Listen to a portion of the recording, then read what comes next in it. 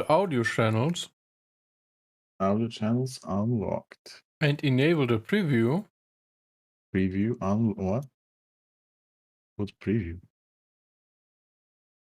And mute my music.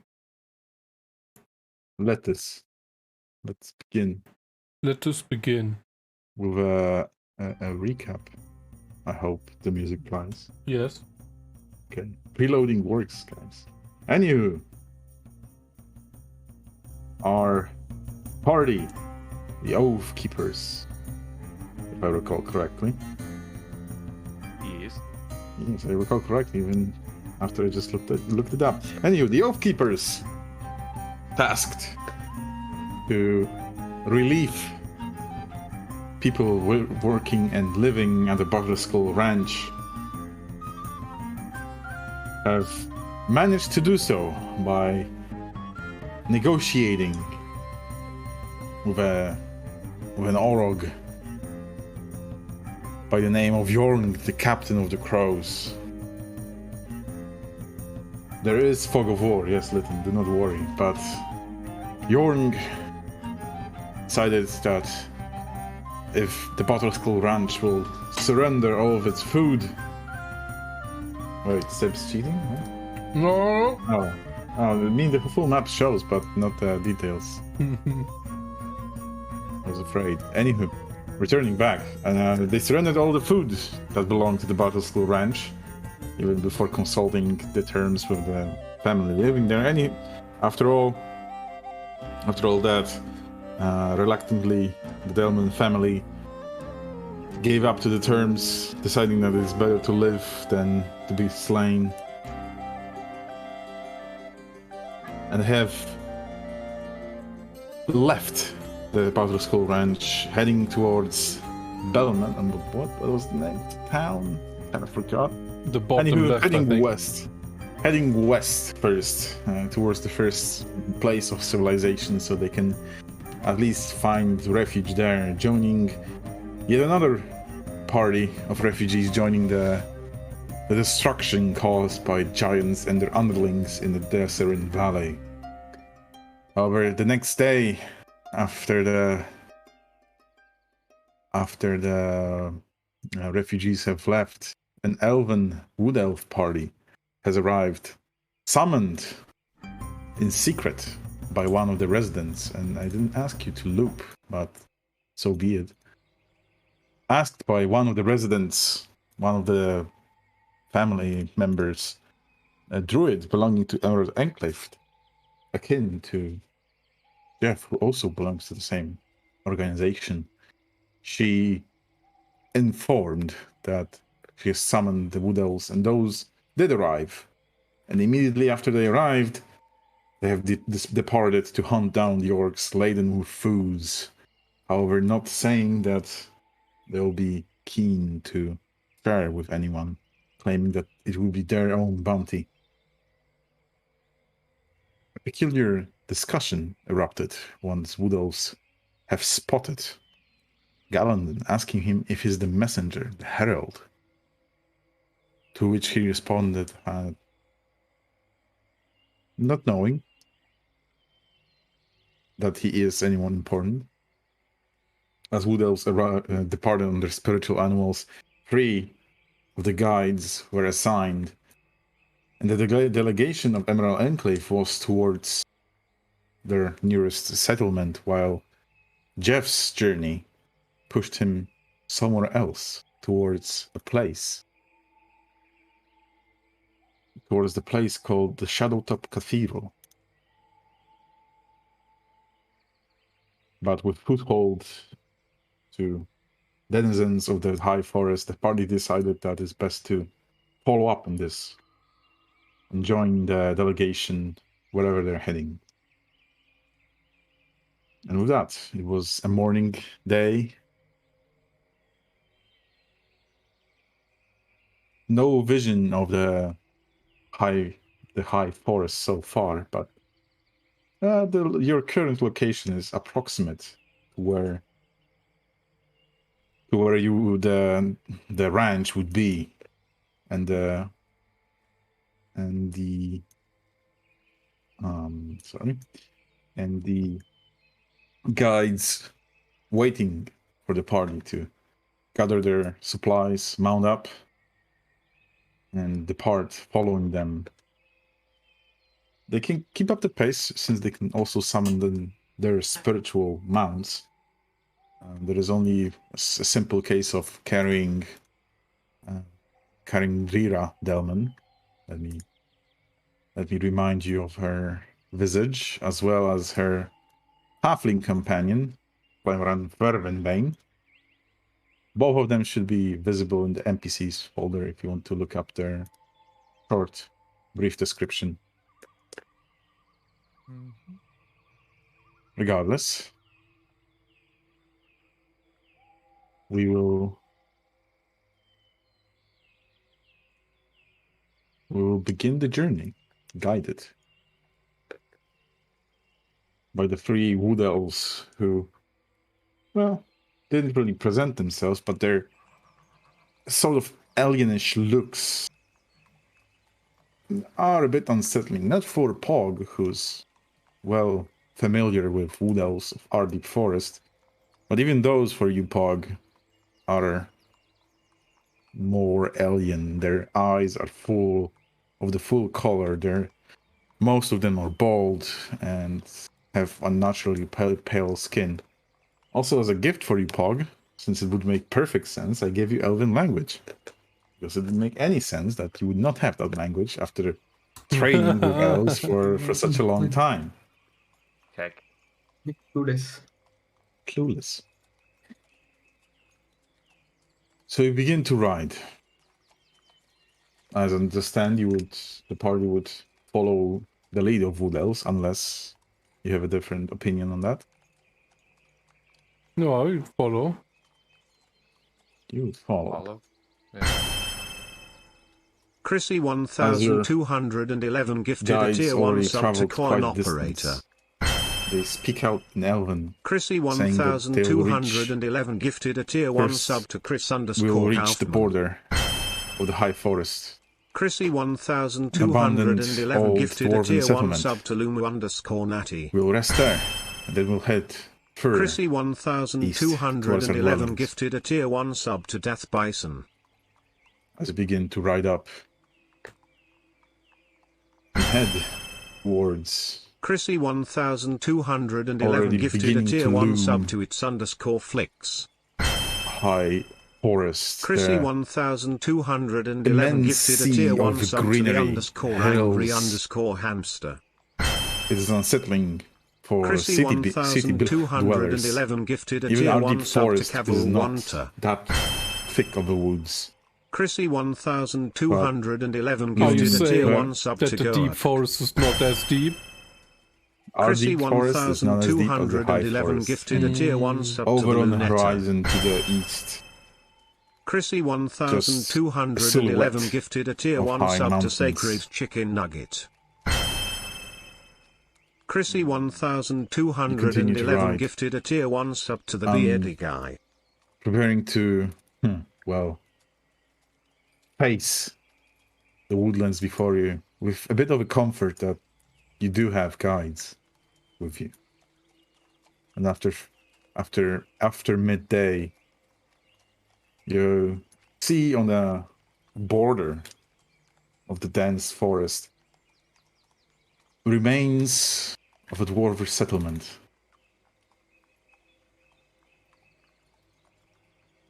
I mean, we could check it out, I guess.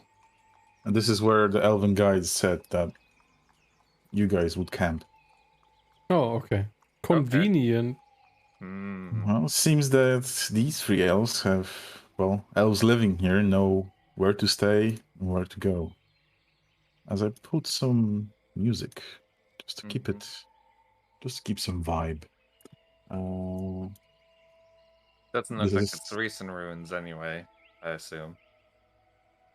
Sorry, repeat? It doesn't look like it's recently ruined, I assume. No, the ruins of stone buildings covered in moss and already reclaimed by nature. Although there are some signs of logging done by the residents.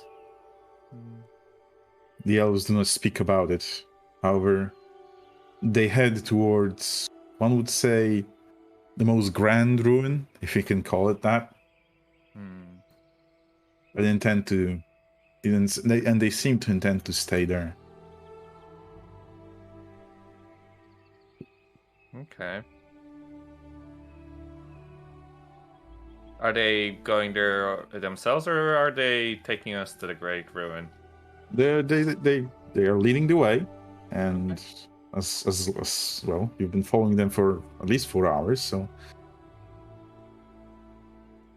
that is where they seem to head towards to break the camp. As well, these elves been traveling to your rescue for a longer time. Let's go to that place, I assume. Yeah. Whatever. Yeah.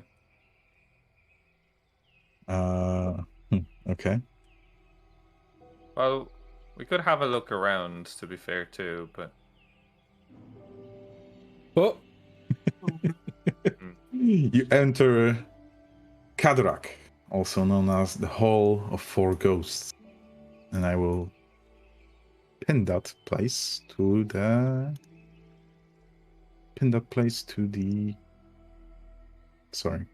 to the journal. But you should be able to now see it in the High Forest tab of locations.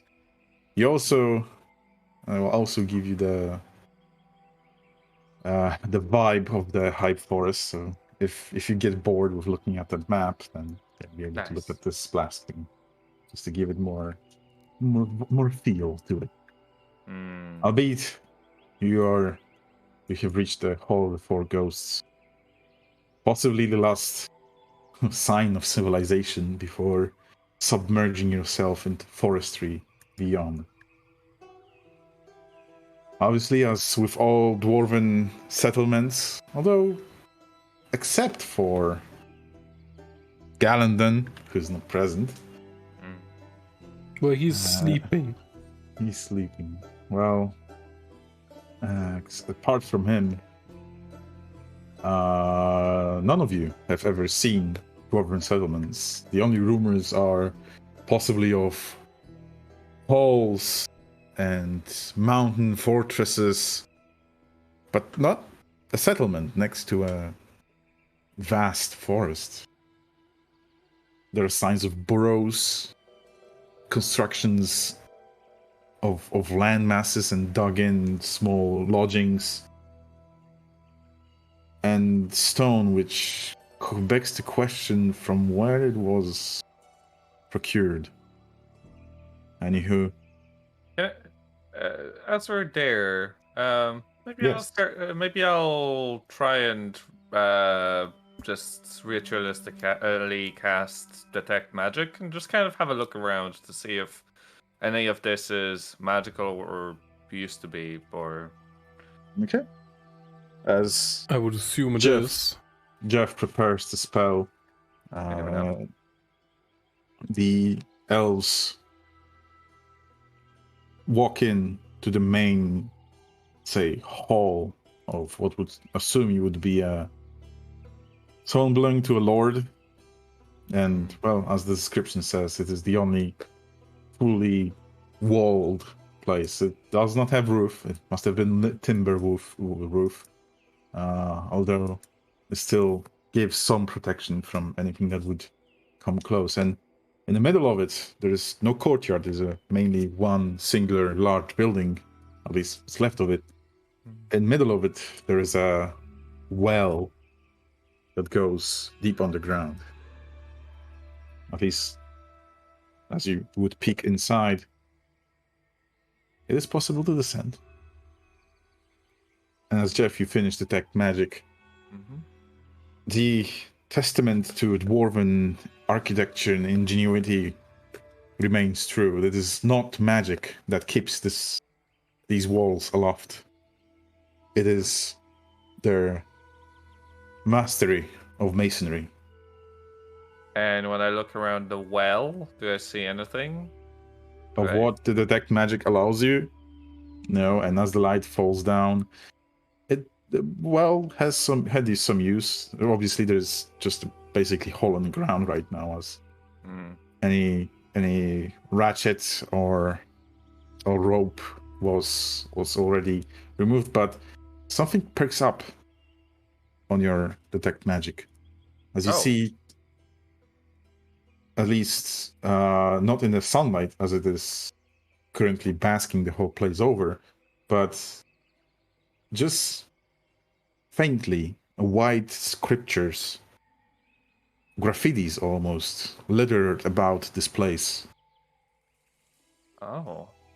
Can I recognize the language? It does seem to be written in runic, but you also recognize that whatever was used to type it, to write it, well, it had some magical properties.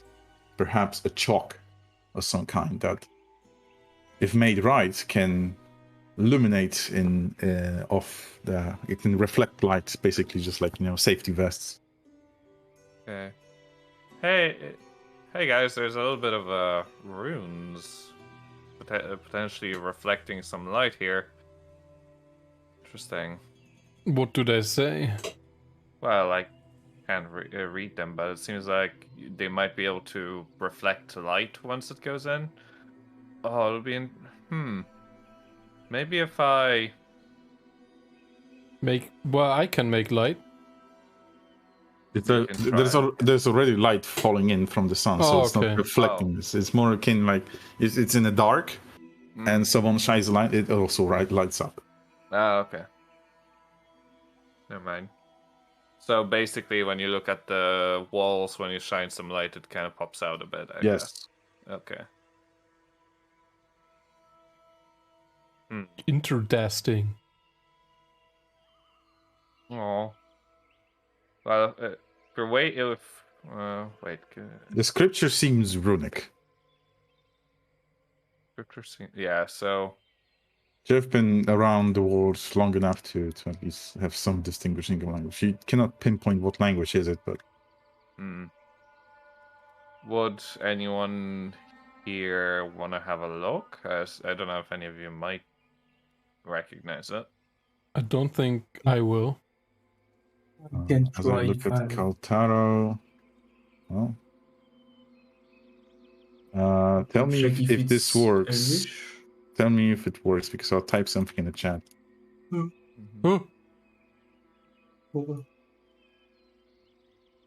Yeah, that worked. Yeah, it works. So you have only scribbles? Yes. Yeah. Okay. So if I copy-paste this into my... Well, you can write it down, obviously, if you have pen and paper. But from all companions, this was supposed to Galander to show up.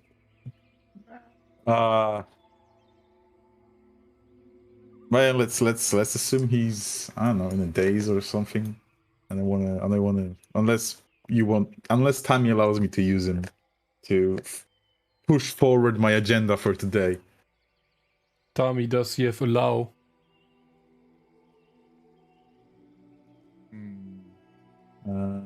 Yes. He has allow. He allowed? Okay. As Scandon squats and reads up the sign, which is kind of difficult as it's in full light. But as he would, you would cover up with a cape or something. He would read up, and he actually crouched the well has a bit of a wall around it, right? It's not like flat hole. He crouched down next to the wall, put up the cape to cover it in block it from sunlight, and as he reads it, he says, "Oh, this one says try finger butthole." Oh. Oh no. So basically we're looking at a jokester. At graffitis, yes. Yes, right. Well, yeah, as you use detect magic, there are a few more graffitis here. Great. I don't think we're gonna get far unless we translate all of them and one of them somehow manages to mean something, but I assume most of this is gonna be just pranksters. Try jumping into the well. Yeah, there's another saying try jumping. And you do not see the bottom of the well. Oh god. You know what? I'm gonna get Linda to go down and see how far it goes. But with investigation roll, nobody has access to Tommy. Maybe something useful would be found here. I'm gonna investigate then. I guess. I guess. So together with Galadin, so you can roll with advantage. So I'll do my roll with advantage. Yeah, you have detect magic, so you can spot those in through sunlight. Oh. Okay. Yeah. Oh, I'm glad I had advantage. So, indeed, most of them seem like utter nonsense. Like, why is it always mushroom? Oh, you don't have the right. Oh, you don't have the right. Oh, you don't have the right. But there is actually a bit left to the well. There is one saying, try using rope. And there is, next to it, there is a cave ahead. Oh. And there is even one that says in capital, Underdark entrance. Hey guys, I think there's more to this cave. Or more to this well than meets the eye. And why is it always mushroom? Another message just repeats again. Great.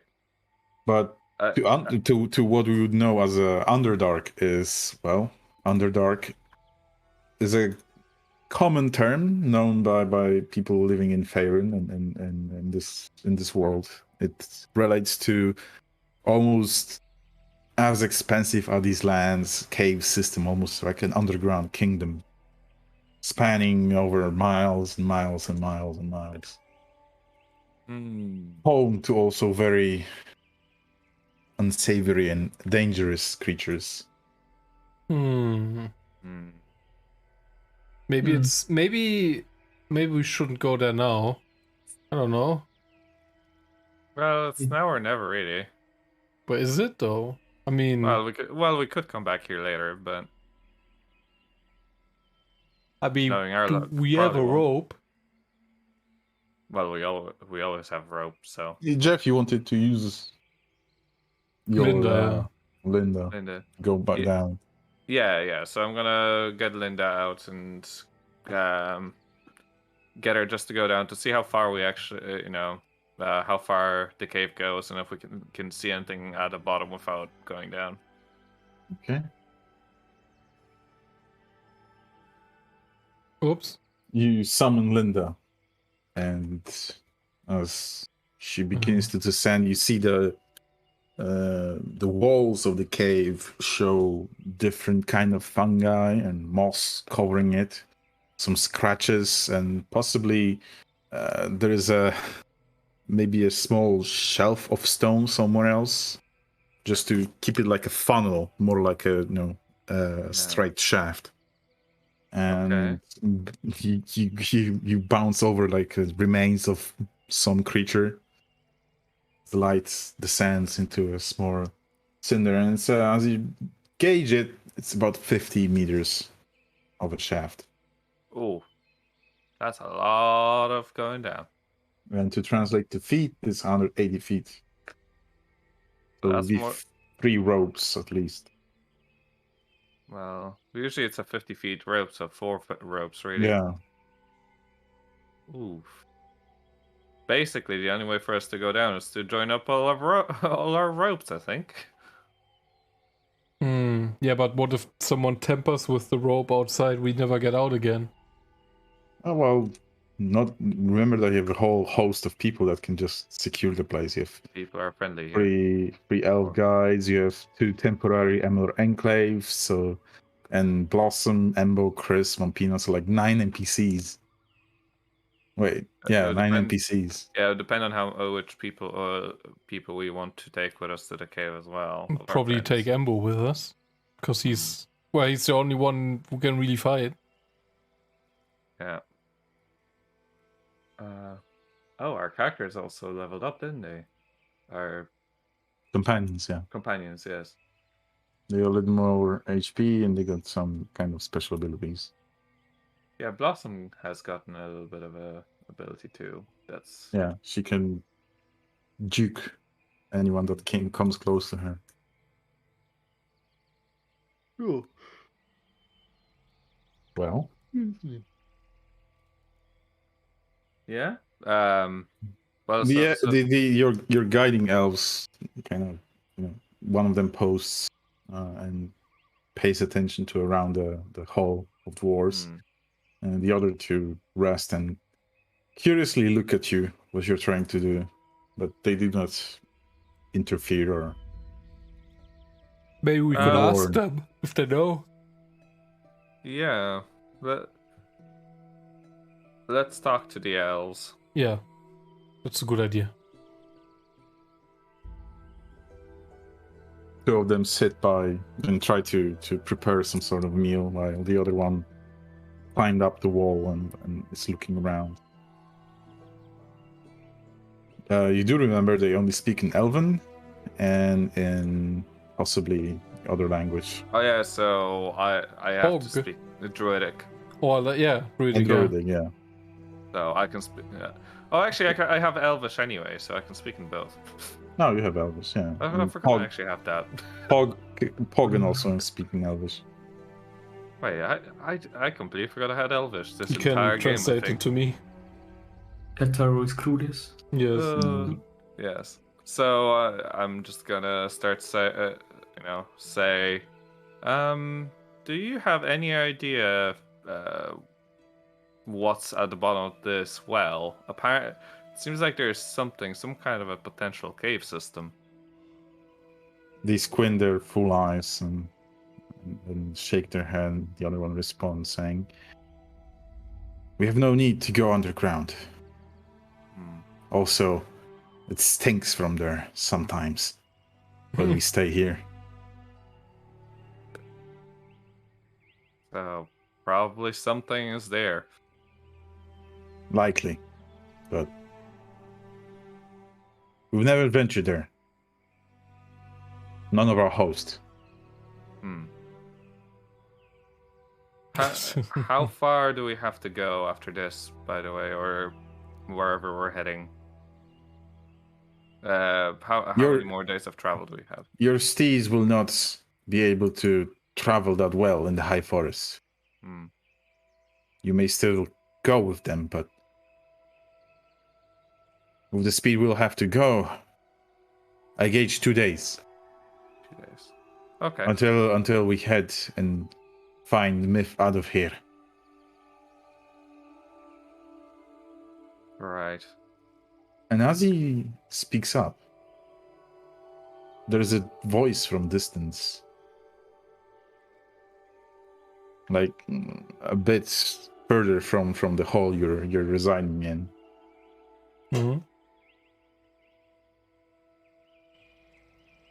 A voice in language you do not understand. However, Galandon would understand immediately, as it being Dwarvish.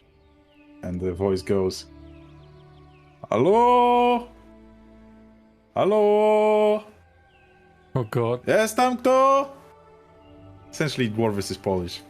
Oh, for fuck's sakes, I was wondering why we were talking Polish. And the worst thing is, I understand exactly what you say. Well, that's what Galandon translates. Yes. Is that the one with the book where someone made Elvish literally Polish?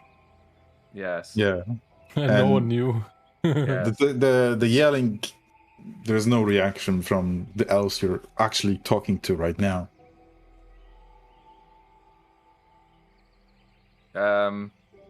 Galandon, do you understand it? Galandon responds, "Someone is hailing us," and as Galandon translates, two of the elves kind of look up at him, tilt their head like in curiosity, and they speak up saying, "We never heeded those calls. We thought this is some sort of spirit guarding this place." Oh god. Oh Jesus. Clueless elves. Say, say yes, people. we're here. Who are you? He responds, and back at him. Well, I'll not use Polish anymore, so since you have a translator. The creature or whatever is calling you. The voice saying, "Oh, that is a grand relief.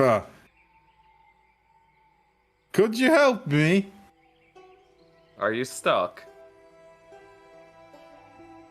"Quite so. Could you really help me?" Guys, I think we should be helping. But Oh, yeah. okay. Do you investigate? Yes. Let's Do you investigate. follow the voice? Are you Yeah. Yes. Yes, sir. Time to die. okay? You walk from the hall, just a strut away, and dug in halfway is a stone's face statue covered in moss, with what would seem very humanoid looking, although very rough hands dangling from it, from the hole it's in. The statue itself, apart from resembling the dwarven, well, following the dwarven architecture, has a quite visible nose. And I will give you a picture of it.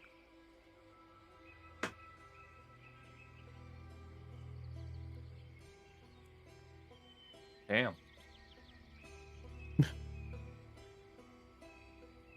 I see how it is. You see how it is. And the statue, at least the voice from the statue, "Oh, how good! How good that someone finally responding to my calls," as Gandon has to constantly translate. "Would you help me out?" Yeah. Are you stuck inside? I am what you're looking at. Wait, are you the statue? It would appear so, yes. How I may we- kind of yeah. nudge off and be like, maybe some detect magic here. The detect magic, it's glowing, and you see Oh, okay. from it's still in use as you get closer, because it's limited range. It's like 30 feet Yeah. range. And as you get closer, at least into 30 of the said range, you would see from the hollow of its did it have I mean from the hollow of its eyes, there is like a slow glow from the inside. Can you just ask, who are you? Or what I? are you? I'm just a head stuck in a hole.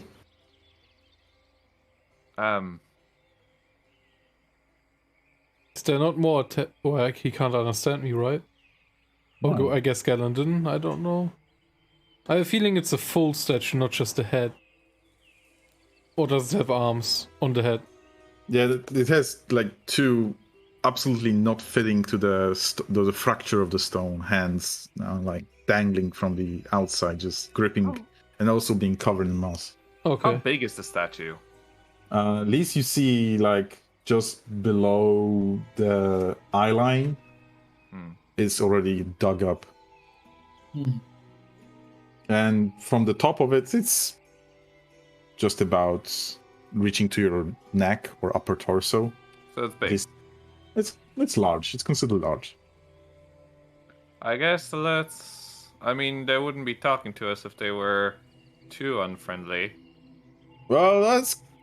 yeah. You have to exclaim what language you're using. Well, I'm not using Dwarvish because I don't speak obviously. it. Obviously. Sorry, just speaking in common. But yeah, he responded, "What did you say?" Do you speak other languages? I was gonna translate like, I only know this one. Okay. Let's. I mean, we have nothing better to do. Let's start digging. I would guess if everyone else is okay. When nothing else. Oh, Yeah, Linden. Galen nods and responds that you'll try to dig him up. Although, what would you use? Wait. I think I have a shovel or something. Okay. Hold up. Don't have Hold up. Hold up. Hold up. I have some fancy stuff in my... I have a piton. I have a rope. I have a hammer. I have a hammer and a crowbar. I have a garnet, flagon, bottles. Damn, nothing. I have a hammer, crowbar, tinder box. Dang it. Can we not like blast him out with the Molotov cocktail? Blast him out with Molotov cocktails. Yeah, I don't have anything to dig. I mean, I could obviously use the hammer, but that doesn't bode well. Just compact the ground. Yeah. Yep. Well, do we have like swords or something? That works, maybe. Just to get the stuff away. Surely we can. Wait, don't we have Mark's sword? No. Where's our mule? Allies and companions' pets. At least should be. Yes. Backpacks, tent, herbalism kit, antitoxin. Damn it. Bad. Yeah. Well, you weren't prepared for digging. Gosh darn it. Let's maybe let's ask if the elves have anything? You didn't spot any tools that would burden them, just essentially weapons and rations since they were going to war. Would it be possible to, like, since we're in a forest, surely it would be somewhat possible to find something like a stone that we could basically make a stone and a stick to make it a makeshift shovel. Surely. Casper, we're not playing Minecraft, you know. You never know. That would be considered field crafting, and you need a survival skill for this. Never mind. Well, we got companions that have those skills, obviously. And might fashion something. But as I look around, I do not see any shovels. You have rope and you have horses. Oh, right. What? Right. Get the horses, tie ropes to horses, tie the rope, the other end of the rope to the statue, and pull the statue out with the horses. I mean, yes. All right. You prepare to pull, to tug, as you would say. I have one question. Yes. I have a spell that's called Tact, Evil, and Good. That would take away one of my spell slots, right? Yes, it is. Yeah, but it's the end of the day anyway, so why not? Is it? Well, not really. Well, not. So things can happen. Yeah, true. The thing is, it says... you didn't prepare it though, right? Yeah, I didn't. Okay. So it's game over. But it says it can't be blocked by 1 foot of stone. So, but I guess because it's a stone guy, I wouldn't know, right? Just general understanding. Because obviously it says like... Yeah, you would know that if anything was behind it, he would block it because he's made out of stone. So I wouldn't know. Anyway, okay. His nostrils are large enough that a small creature could fit in its head. Obviously, a medium humanoid can easily fit in a hand. If you'd like to inspect him further. What the fuck? No. Oh, God. I'm not going to stick my hand into his nose. Oh. I mean, eyelids, basically. That's where the glow is coming from, right? Guys, don't- I can fit inside. I don't think that's a good idea. I mean, I can try. Yeah, but then no. You're discussing as your companions are preparing horses Yes. to pull. Yes. I Yeah. don't really So- know its purpose. Yeah. Need to be careful. Yeah. But at the same time, I don't think we can do much except for either waiting until the next day or pulling him out. Yeah, we pull Basically. him out. Yeah. Then he kills. Nah. Ancient evil awakens. Ancient Evil Awakens. Finally, I am free. Maybe this is an old giant. No. Its hands are in a bit weird position to be aside. Oh god. Okay. Do you do anything else or before pulling him out? No. Talk to him or whatever. Well, we Yeah. tell him obviously how we gonna pull him out. Gotta hurt. And he responds like, "At this time, I do not fear being pulled out by these strange beasts. First time I sing then. Wait, What what? the- As long as I want to be dug out from here. I've been stuck for too long. How long have you been stuck in here? Enough for little critters to make nests in my nose. Enough to see snow many, many times. I just want to go. To leave. But what did you do before you get stuck? Like, How did you get stuck? as I Yeah. understand, my creator left me here to guard a secret. Oh. I think we know the secret, I guess. I mumbled to myself. Yeah. Okay. Would you It's be been willing so long time ago. Would you be willing to tell us the secret? Oh, well, it appears that he placed guidelines how to make me again. I don't recall. He told me that there is a... He stored somewhere a book of great importance to him. And I should have been guarding it, and I've been guarding for too long. At least 100, maybe years, I can't recall. Is your creator still alive? I don't know. He left me here. He left me here. Great. Dug up a hole, told me to get in, and just dug me in.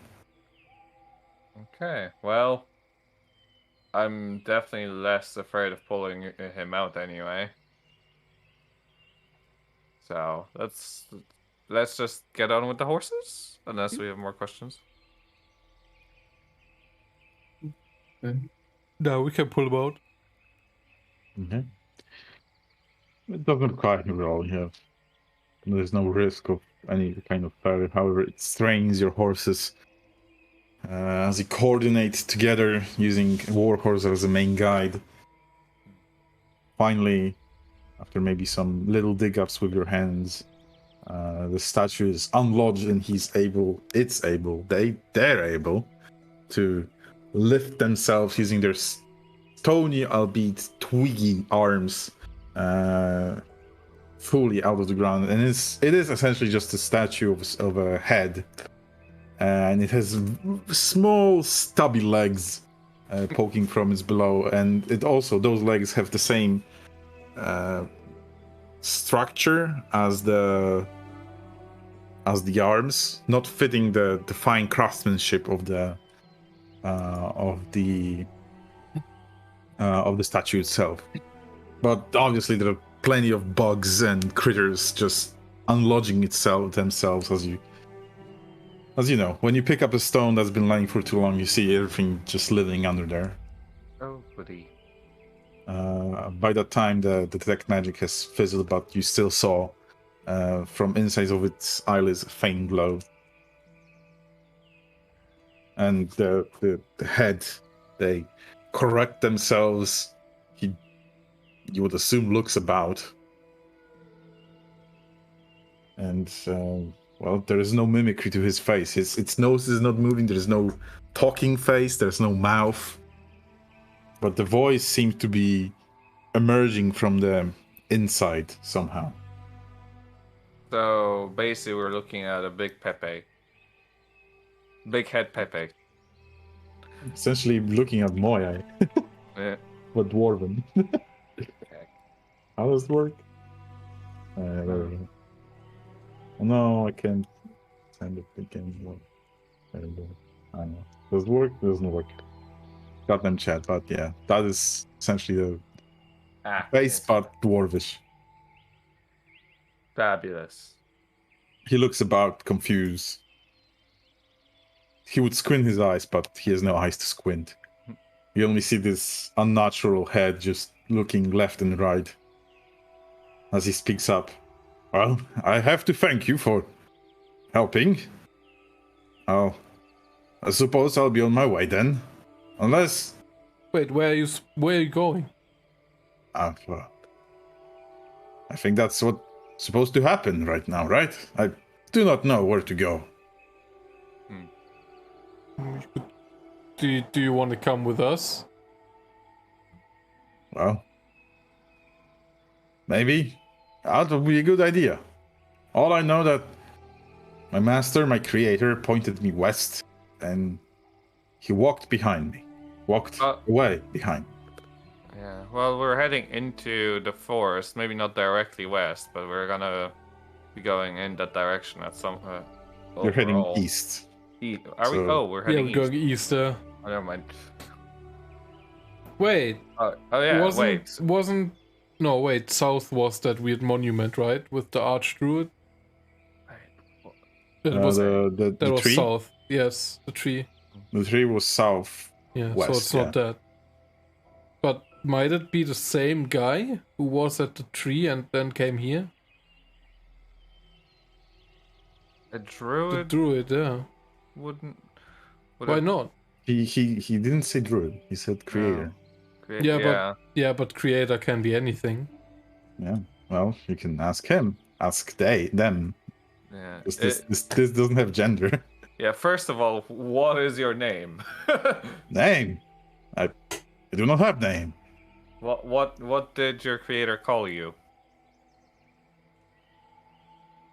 Stoneface, servant. Oh. That's what you like. Okay. Well, let's see. How about we call him Moyai? Oh yeah. Oh yeah.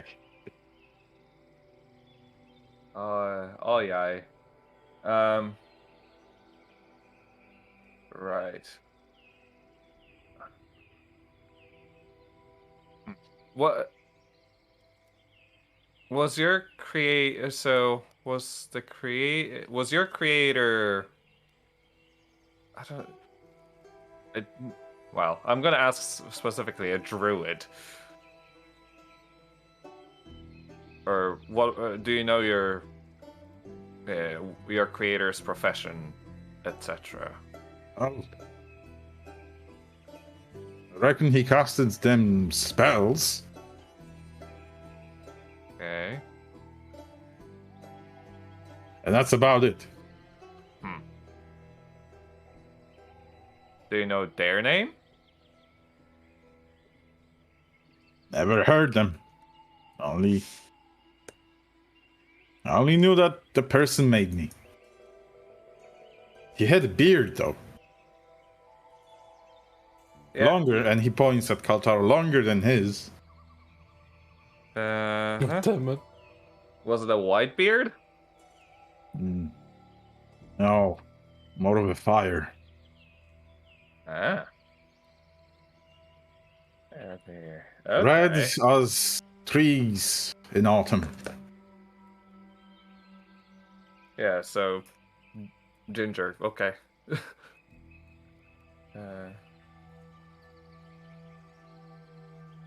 Right. Huh. What? When he was here, what did he usually do? He traveled, and I traveled with him. Where? So how much did you travel with him? Like, were you A lot. I saw a lot in those travels, Okay. and I thought maybe he wanted me to reflect on this. So what kind of things have you seen in your travels? Oh, mountains, valleys, bogs and marshes, deserts, water. Quite a lot, actually. Okay. Have you ever seen any dragons? Seen big lizards flying, yes. Even here. Oh. When? Well, time is. Yeah. 200 years ago. Yeah.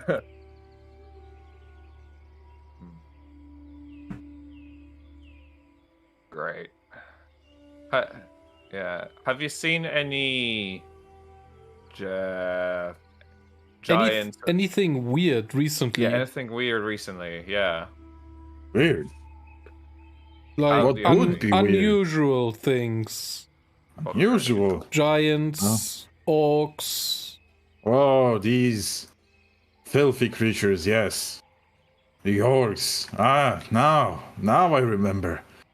My creator loathed them quite a lot. And he told me to squash them many times, but I've seen them here, but they never approached. Have you ever squashed any, like in general? Oh, Before? yes, these arms, quite many. Well, we're in a business of squashing some giants. If you want to join, Giants.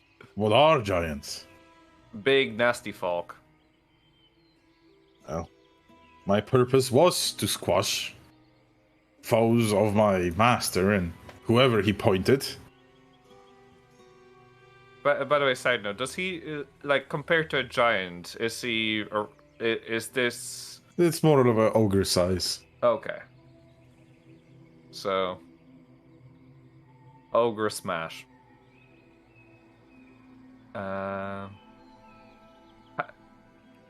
Okay, well.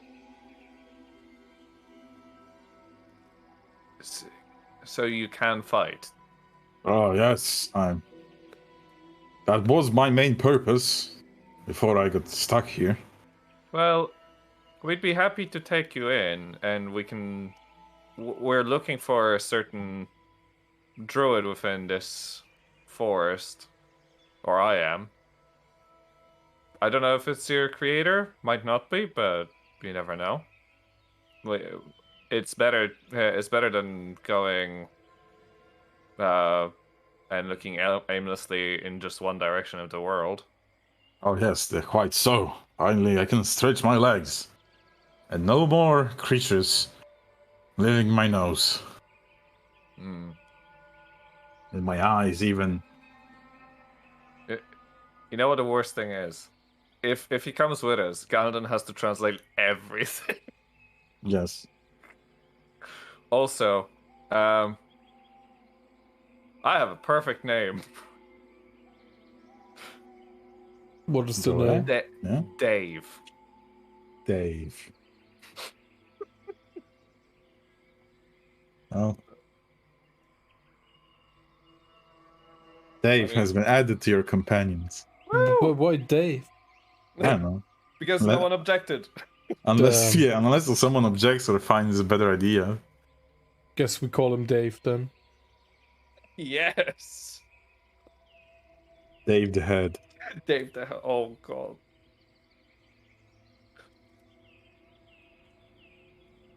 Oh, could have been Gavin.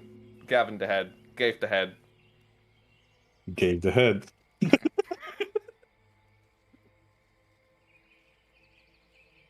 Oh god. Right. With new companion obtained, he Good. looks about, he makes couple steps, and now you reckon his stubby legs do not confer great speed.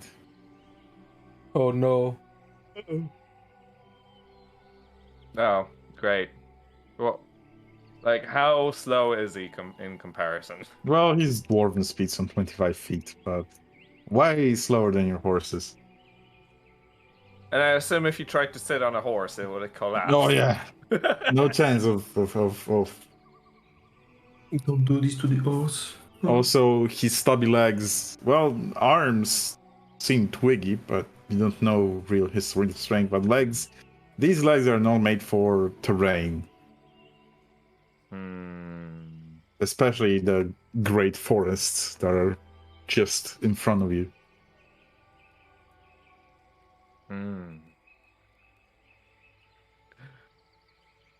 Is this still the same day, by the way? Yeah, it's like after 3 p.m. basically. Get the cool companion. Have to ban them instantly. This is Dungeon of Dragons. Oh! I have something that could help every day for him.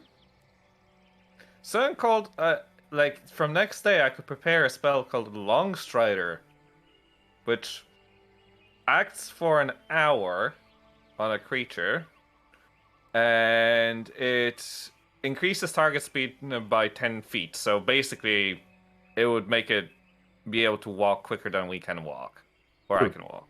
But it still doesn't help when the terrain is rough. I could also make him able to jump. Well, Yeah. if you want to use these means to push him. No, just only lasts a minute, so it really wouldn't be very useful in bad terrain. Anyways, Gabe the head. Gabe looks about and ponders, saying, "Well, tell me when it's time to go."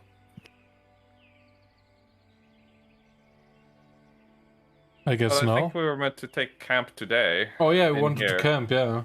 True. Camping it is, as he Sits down again. begins to waddle slowly towards your camp place where you approach him from. I'm only quickly gonna grab a drink. Give me a moment. Okay. Oh god. What have we gotten ourselves into? I don't know, you got yourself a animated head that was supposed to guard something. Oh, we still need to look for the thing that he was guarding. Sure. Kind of forgot about that. So, I'm gonna have a look for that book. Book? Where are you looking for it, Jeff? In around the area where he was. Maybe like if there's is there any like places that look like closed buildings or something? The only standing building is the main hall fortress of whatever is left of this. Well, let's have a look in there. But if you look around him, roll me an investigation check. And Chris is also peculiar about it, so he'd give you advantage. Cool. Right. With 17, as you look about, there is honestly a lot of it was reclaimed by nature, and well, books do not fare well if they're in weather conditions. And you glance about, you look about, and then, Jeff, it strikes you as you direct your gaze towards the back of the head. I'm back. It's in his goddamn mouth. Oh, for fuck's sakes! Or at least inside of him. What did we discover? Guys, the book that he's guarding is inside of him. God damn it. It's Gabe unknowingly struts towards the main hall. Cave. And the voice from the dwarvish voice bellows from the inside as Galandon translates, saying, he asks what? I think I know where the thing you're guarding is, and I don't think you're gonna like the idea of what we need to do to retrieve it. Galandon listens in, looks back at Jeff, says, he's very curious, and he's alright with the challenge of retrieving it. It's in your mouth. It's in you. And if his twiggy hands could reach his forehead in the moment of reveal, he would do so, but he only speaks in Dwarfish, and Galandon, he's surprised. Can he? Is like his mouth open, or is it only It's closed, and yeah, he has some space in his nostrils, but you would, as you glance at him for at least an hour almost, the main cavity is through the eyes, where you saw the direct magic glow from. Oh, probably.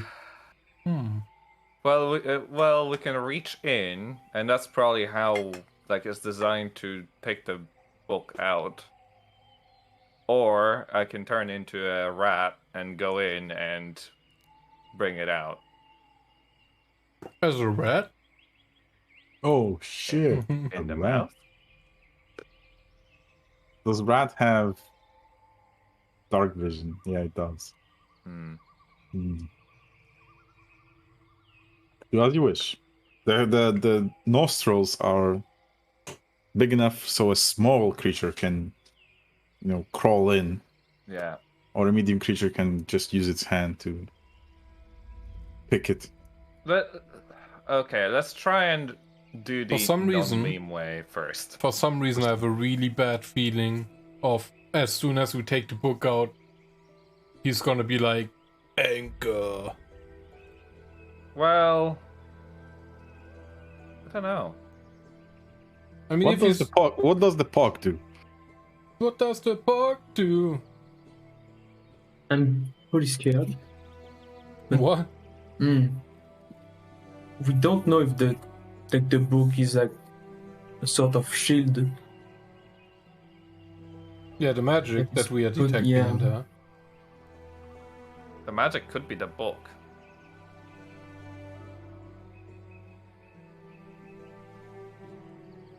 I mean, yeah, true. I mean, I have nothing against retrieving a book.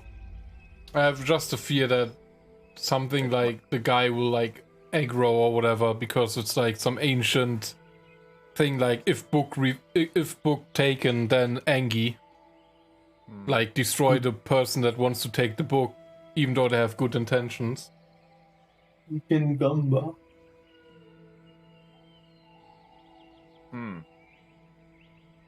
As you ponder, Gave gets closer to you and sits down. Has your master ever or creator ever taken it out?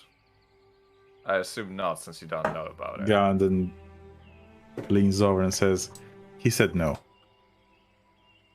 So I have the suspicion that since the book, he said the book tells how to create him.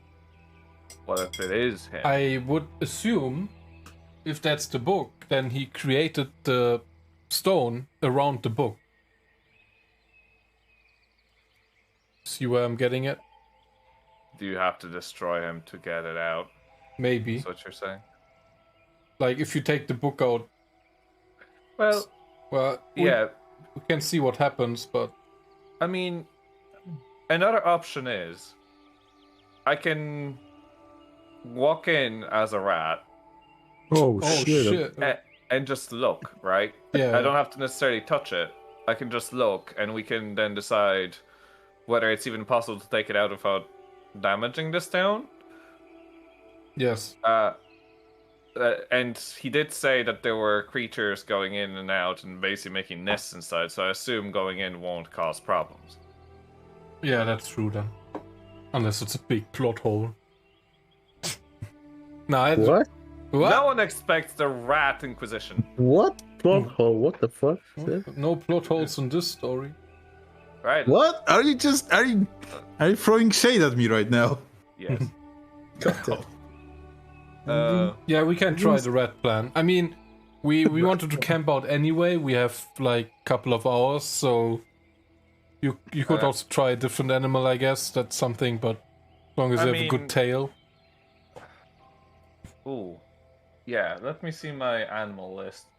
Animal flips Let open me the check my pages. list. Goes in as a frog. What am I gonna be today? Flips the pages. Goes in as a cat.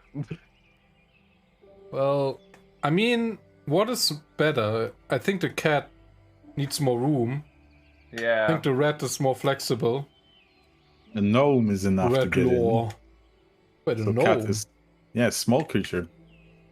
The fuck? Oh, so it's a fairly big entrance. Yeah, fairly big nostril. I mean, essentially, the most of it is statue, although the artwork doesn't show it is a nose. So essentially, what I'm saying, Pog could fit in. Pog. Mampina, Blossom, Wait, does any of them have dark vision? Yes. gnomes have dark vision. Mm. Pog. What Yes. if I... Yeet. Oh god. I could give him, like... I don't need to touch something so the light stays, right? I can just... Yeah, you have to just touch an object that is the person is carrying. Does Pork have something on his armor or something that like could act like a torch? Yeah, just touch any piece of his Just clothing, touch armor. any piece. No, I'm I'm just gonna grab Pork like a toy, Oh no. and I'm Here comes like, the gnome tossing. and I'm gonna just enlighten something on his like armor that will help him, and then I place him at the nostril. I'm in danger. I'm in danger. Does Pog object in any way? I'm ready to do it. He's ready. Puts in his Bye, goggles. guys. I'm ready to dive. His body is ready. Last time I saw you, I guess. We'll have a scene of a gnome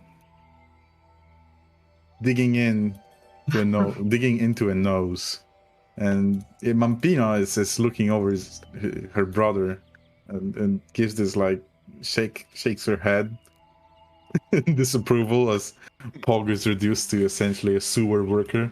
Oh no. Oh, Oh, yeah, by the God. way, let's make sure to tie a rope and get around him. Oh yeah. I mean, it's not a big mask, but Oh no, it's not a big mask here, but he could snugly fit in. Anywho, Pog, Yes. prepare. You get into the nostril and you see that it links immediately almost into a single, like, well,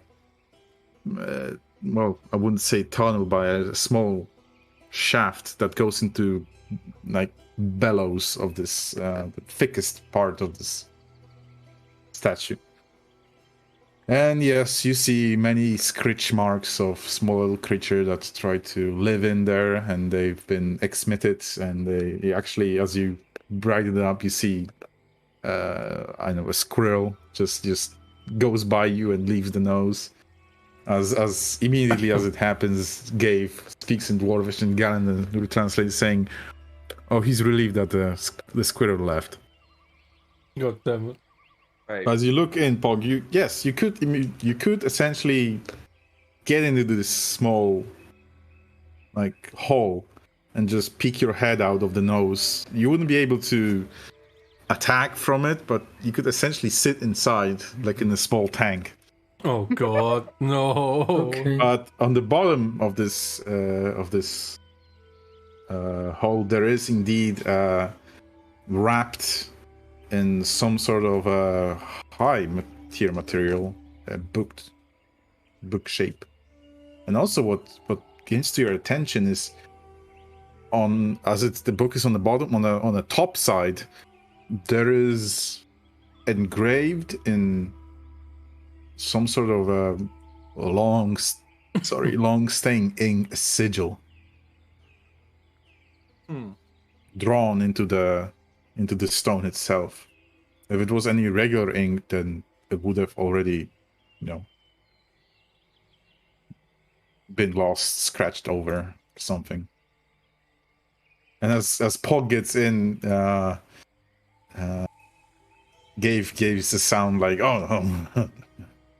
and tickles, yeah. And as he says tickles, Pog, as you peek your head in, the voice comes from the sigil itself. Oh. So that's who it is. It's a weird. Wait. No, it can't be. Well, I obviously don't know what happens inside, I guess. But I have like a. Pog can translate to us, maybe? Yeah, Huh? you see Pog's legs sticking out as he pondering. Well, you see the book, Pog, and you see the sigil. What do you see, Pog? Can I try to see if like something is connected to the book? Or it's just thinking Yeah, like that this? would be perception roll. One. Wait. You do not have disadvantage because you have light, so Rolls lit the up. one, stumbles inside the thing, Gets injures stuck. himself. Touches, destroys. becomes one with the statue. Oh shit. We have to break the statue to break out our Pog. Sorry, Time to do friend, my spell magic perception is. roll. It's gonna be a bad one. Oh no! It was on You the look- 17 and then it fell to the 2. You look in and you use your hand immediately to get all the tidbits that the creature could leave in, and yeah, you touch at the same time. You touch the book, and obviously gave the head stomps left and right, like you would try to dislodge something from his throat. What did you just do? I just touched the book. So the book is him? It's feel like it's connected to something in his body. Give me a second, guys. BRB. Okay. It's just leading me to dead here. Suck. Being in the. It's over. Oh, Oh no! Wait. This is literally Pog right now. Wait. Wait. I need. Oh, there's no stone. There's no walls emoji. Oh, whatever. This works too. Okay, I'm back. But Okay. oh, no. But this one has Don't- the light. Don't know wall. This one has the light of Pog when he rolled the 2. Yeah. Well, yes, as Pog, well, trying to find out whether this is connected to something, he touched the book anyways, and gave the head immediately started like, if he could retch, he would retch, but he's not. He does not have these bodily functions. So it's like if someone just scratched the wall at the school, Yeah. you know, and he wanted like so. Meg. well, I do have a way of, well, I guess, potentially fixing this. I don't know if it would actually work. Well, yeah, it would work because I can use it on an object. So I could use the next day. I could use the spell magic, but that could kill the head. Yeah, you shouldn't do that. What the fuck? Cut off the crab's head. This kills the crab. Yeah, no, because that would be a way for us to get the book out. But Friend out. Book in. yeah,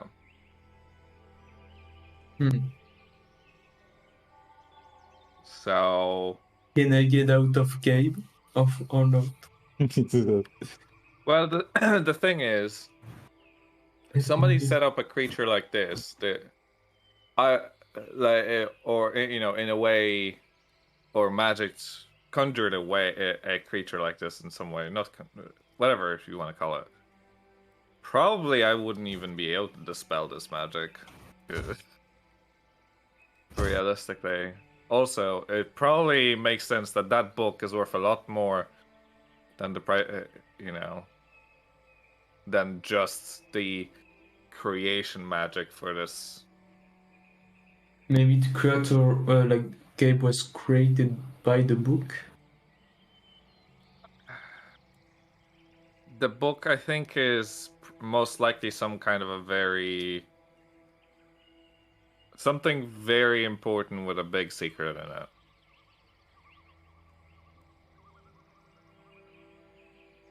Not necessarily how it's created, how this is created. It might be a magic book, it might be a spell book, might be something. Well, you said the book is the secret how to make him. Yeah, but like that's what he thinks it is. He doesn't know. He doesn't. What is? Is there any cover? Like, did Pog see any cover on it? Yes, it is a book shaped and it's tightly wrapped in some sort of material. That doesn't resemble leather. I mean, it's not leather, but it kind of is similar to it. Perhaps having some sort of, like plastic wrap features, so it doesn't, disintegrate. Yeah. Yeah.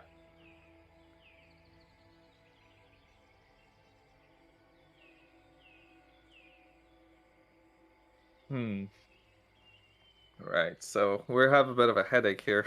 Yeah, it's a complicated situation, I would say. Because the question is, right, whether the thing that powers this creature is the sigil, or if it's the book. I think the sigil is the soul of the rock. I think so. And the book, it's like a failsafe. You probably have to quote unquote kill the creature to retrieve the book. Well, here is the idea why I was talking about the dispel magic earlier. I'm not necessarily saying to dispel all of the magic. So just as a DM question, with dispel magic, do I target a specific spell or do I target any spell? Let me read up on dispel magic. I have an idea, by the way. You choose one creature, object, or magical effect within range. Okay, so it can be a specific magical effect. Yes. So I could just try to get rid of the that one specific effect, as in the connection between the creature and the book. You know what I think, though? I think as soon as you as you dispel the book, he's gonna be paralyzed. Well, that's the thing. Like, if his soul, quote unquote, is the sigil and not the book, then it might not. Well, you cannot confirm what inside is magical because you only saw aura. I have another crazy idea. I mean, we could kind of cut out the sigil with tools, right? Probably, like that we have a stone, like a hand-sized stone with a sigil on it. Would be probably weird for him, but just in case he gets paralyzed, because that's what I feared would do, because Pog touched the book and it controlled him. Well, it more of probably there is definitely a connection, yeah. So that's what I'm trying to see, if I can break the connection, but not in a way where he hurt. He is doing some lobotomy tomfoolery on the rock guy. Just touch the brain. Can Pog? Yeah, I wonder if if Pog could recreate the sigil. If I could maybe try and recognize or understand it. I don't know. I assume that since he wouldn't be too. Do we have paper? Yeah, that's well. We could just draw it on the ground with a stick. True. As long as it's not important, like it's not important really how we see it. If not, the rat idea is still on the table. I can walk in and sniff about. Well, at this point, you could just go in. I mean, you could just take a look like that, right? Oh wait, it lasts for 1 hour, right? The transformation? It lasts for longer than an hour, I think now. But can you, like, stop it? Yeah, I can. I'm pretty sure.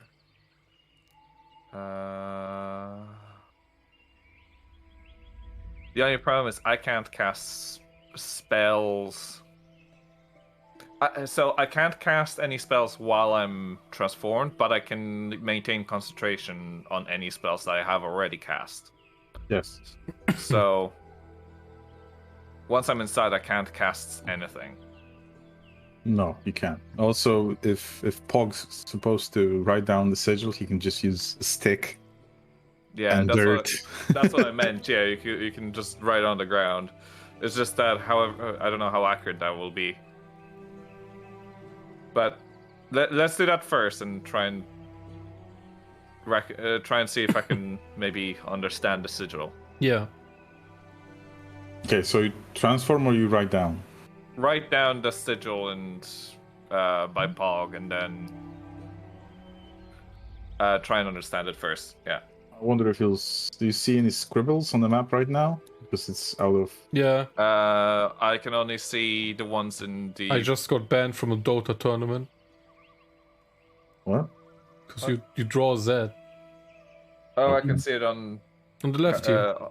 Yeah, I can't actually see that, by the way. That's black for me. Is it? Welcome to the club. That's what we meant that Seb is cheating, because we can't see that. Oh, what the... Seb Okay, Saber. that's weird. Yeah, I can only see the places where we've gone through, effectively. Yeah, same. Well, what if I do this? Wow. Now I I'm see not even cool less. anymore. Did it cut? Oh, No. yeah, we can see the exact same thing as Seb can now. Yes. Well, Well, which means we Yeah, can see destroying. less. yeah, I know. Let me... Now you should be able to see. Yay! Now it's on the map. So you should when something is different from Seb's screen, then just let me know. Mhm. By a screenshot or something. But yes, the sigil inside, the sign inside is kind of like as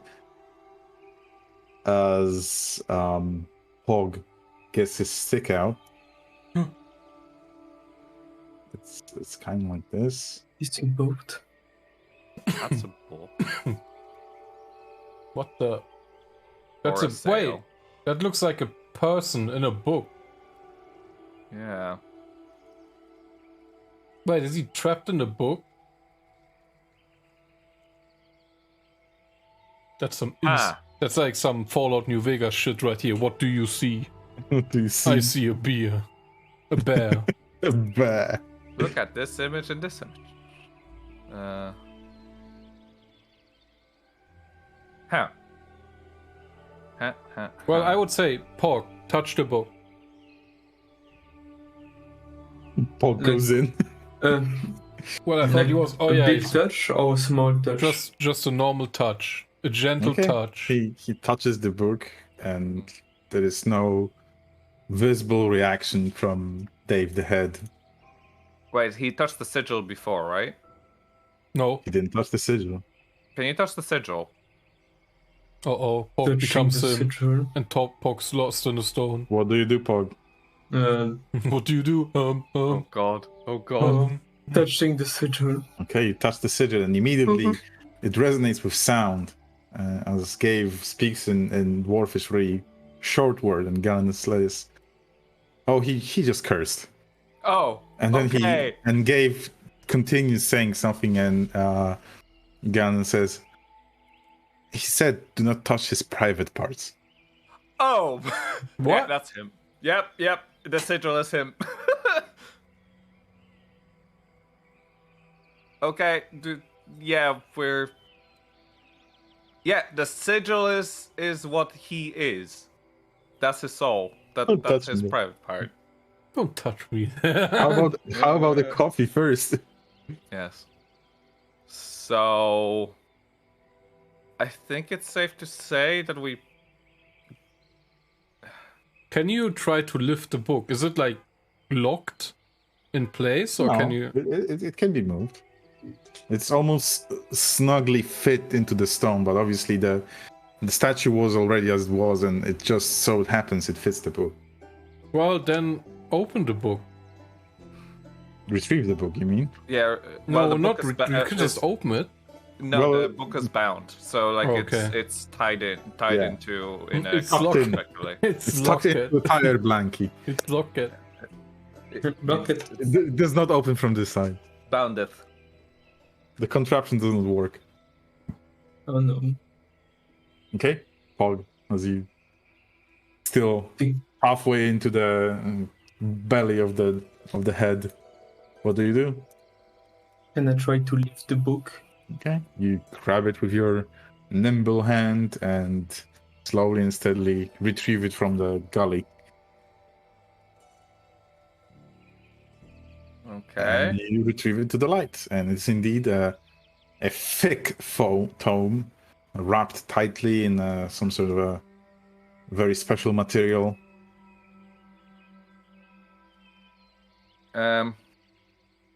How is the Gave? No, he's like, thanks. That's been stuck for a long time.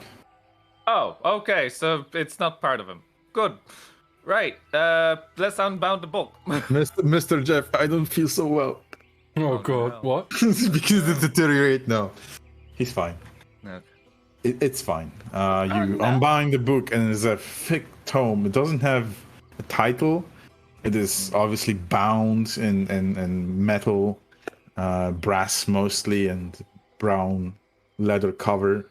The paper stood the test of time, most likely thanks to this piece of cloth, of whatever this cloth has qualities. Right. And as you yeah. I will cast Detect Magic again. The ritualistic, Okay. whatever. Chris is like ready to dig in, basically, Mm. because he's a book nerd, hailing Well- from Candlekeep. But you take your time. You pack the book under your arm. You prepare, cast a magic ritual as more time passes. Yeah. And as you look on the book, it is not magic. The glow is from the inside. Oh, it's from the sigil. Okay. Yeah. Right. Perfect. So let's open the book and see why it's been protected. As you prepare and open up the book, you see same symbols, same alphabet as the scribbles inside the hull of four ghosts. Oh. It is written entirely in Dwarvish. And Calendar. as you page over, you hoping to at least see something in common. It already strikes you immediately that although you do not know the contents, it is a researcher book, judging by annotations, notes, graphs, diagrams. Some of them already, Tom, man. It already shows like some sort of kind of sigils, what seem to be a formulae, all written down this as you pass over the book to Galandon. Some kind of a tinker or something.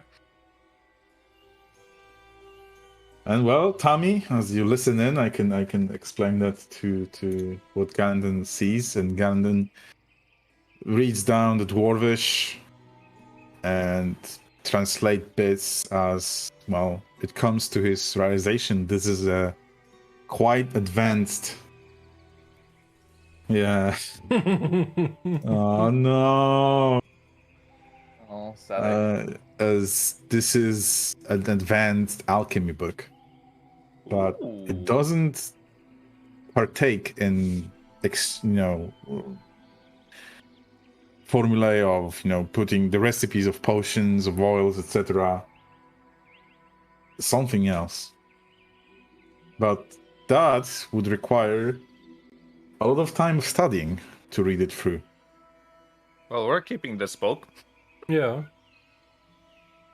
I'll add it to Galandon's equipment.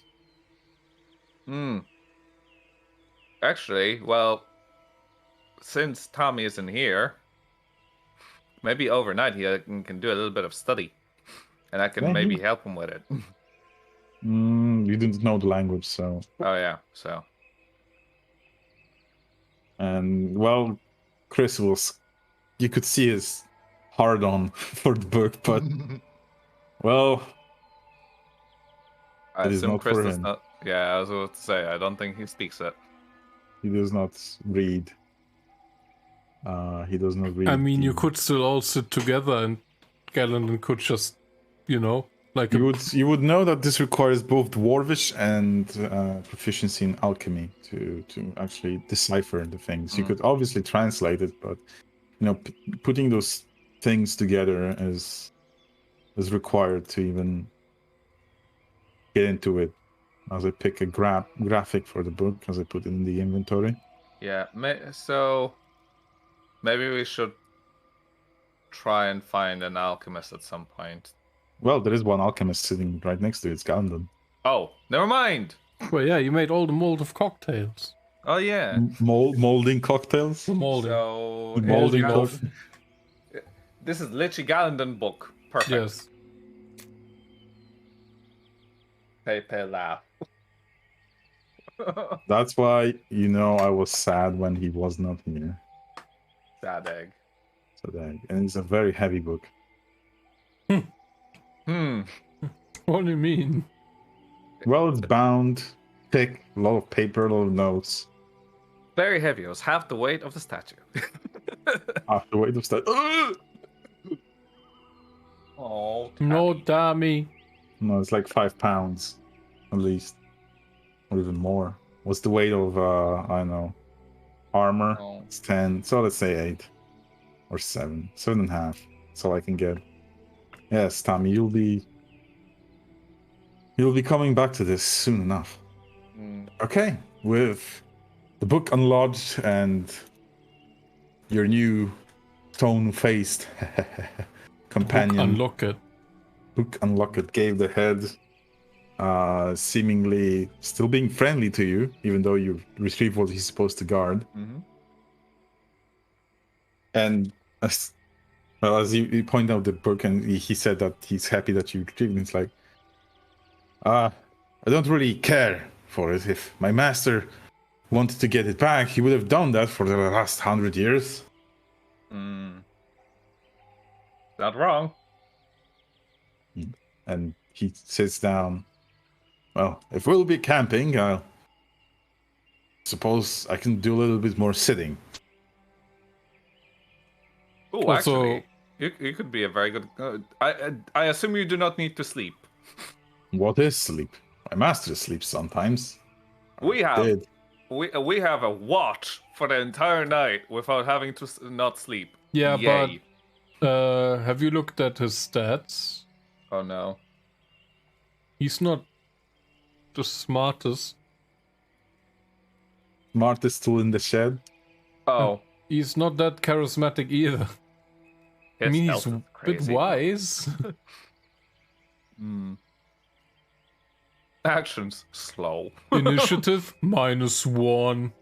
He's doing Hey, his that's the smash. same initiative as me. Oh, okay, no mind. I thought it was actually bad. It is. You have to It's go just his low dex. Holy shit! I just seen his strength. Oh, fuck But yeah, me. he's a rock. He's What? rock hard. Also, he has Magic? 120-foot dark vision. Oh god, what the fuck? I see, yes. Yeah, he might not be super intelligent, but holy shit, he can see far at night. Immunities to poison, psychic and non-magical physical. And physical. Oh! Oh, psychic. Oh! You cannot damage him. He's a tank, literally. You literally cannot damage him with non-magical physical attacks. Basically, you have to use magic on him. Well, unless for his weak point.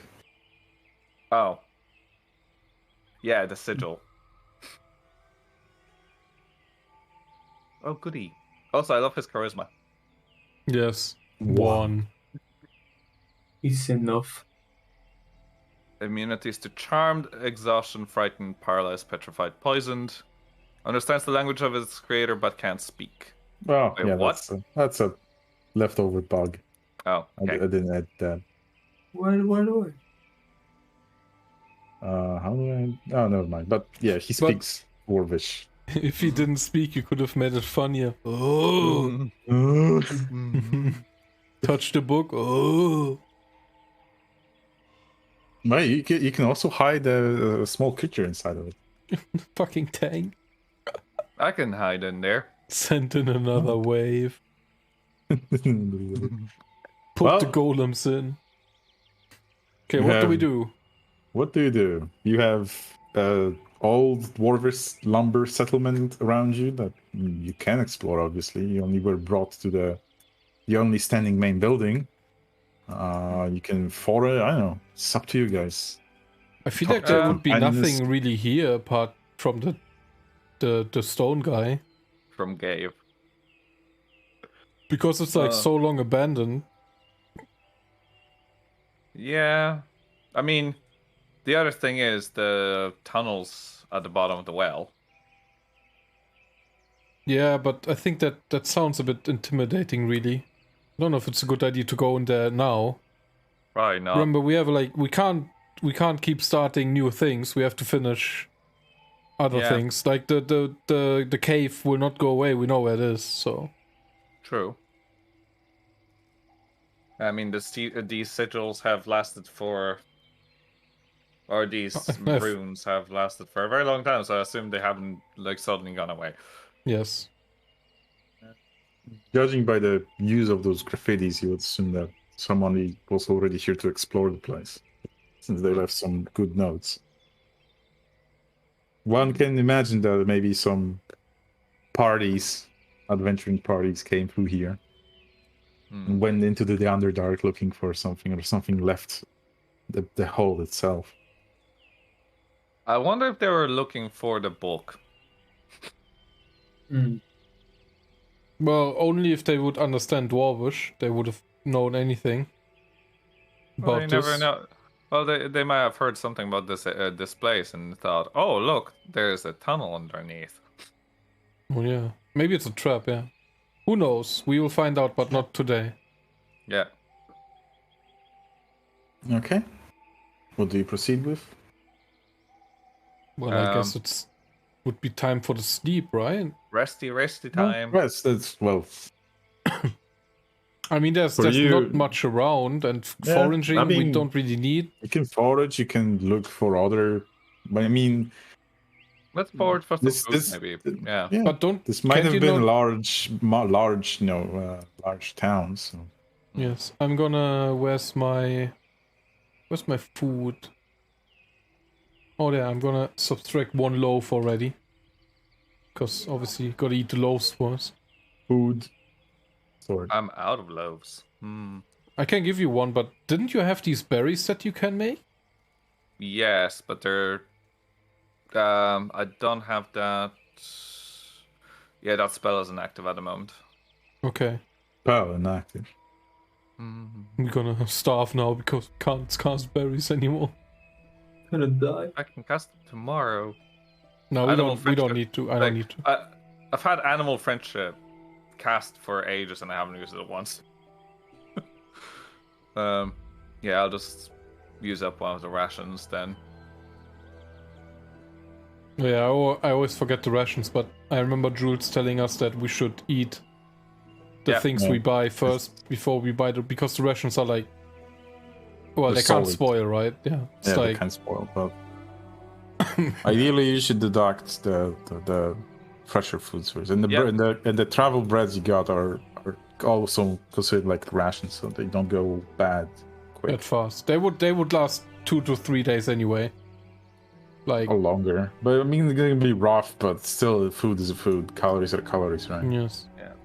Oh, Yeah, I finished mine anyway. What does Galendon have to eat? He has rations 7 days. He didn't buy any bread. Already ate the bread. Probably ate it. I ate it already as well. So you have to open up the. Yeah, I had my cheese all the ration time. I had my cheese. Just eating a freaking chunk of cheese for the whole day. Also, did I? Yeah, I. No, I didn't. Or did I? Did they bump the renown after the ranch? No. No. Yeah, so I have to do that. Sorry, where was the? Oh, it was in actors, part resources. So, Renown Enclave is now 3-on-3. Renown Gauntlet is 2-on-3, and Renown overall is bumped up to 1 now. We still have credit and gold fields. Yeah, you still do have credit in gold fields. Yeah, because of the stuff you gave to the. Yes, the innkeeper. Yeah. And he would probably at this point give us a place anyway. Like, it's not like, you know. Yeah. He would be like, "Oh, you guys, I have your best room ready." So he still needs to now make money. Renown Enclave is now minimum is 3, maximum is now 8. Renown Enclave is 1. The folk value is 3. There we go. So yeah, you have now a bit more sway with Enclave, and overall reputation is higher. Nice. Since you've helped them resolve the Butler Skull Ranch issue. Still need to go returning. to Nightstone at some point. At Nightstone, yeah, at some point. Regardless, you break camp. The elves are, well, they allow you to make a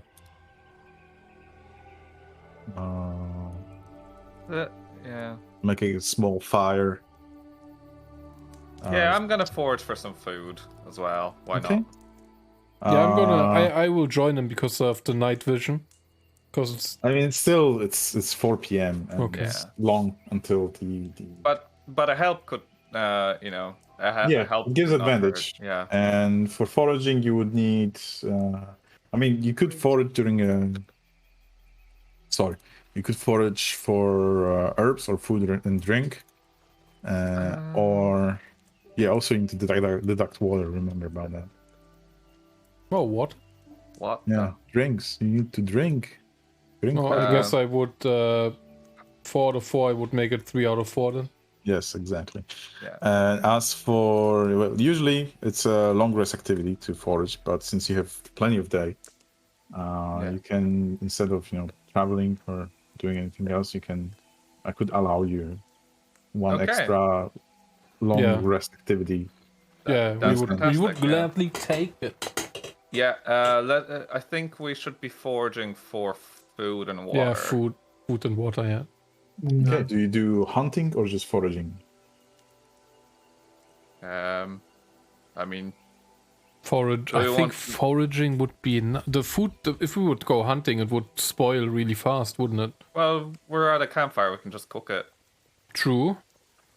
Well, shouldn't then maybe be Pock going with you because he's more skilled with a bow? Let's just forage for fruit or whatever. Garandon stays by the camp, guarding the camp, and also flipping over the book. Well, yeah, I would say we go. We could say hunting. Let's go hunting. Yeah, you also remember your companions. Blossom is a skilled scout and a hunter. Mampina is most likely a very good forager since. Yeah, we take she... those two with us. Go hunting. Sure. Oh wait, actually, Galendon and Mampina could go foraging, and I go hunting with. Oh, Galendon and Chris are stuck with the book. No, I mean Mampina and the other one, Blossom. Blossom is good in hunting, so I would go hunting with her. Mampina can forage. Yes, so we split up, kinda. Yeah, so Mampina and I look for fruit, and then Blossom and you go hunting for animals. Cool. All right. Let me just check up because I have some experimental rules on foraging. So far, I only made it that you have to roll for it when it's a harsh territory, but I think the roll can indicate how much you got it. So let me check here.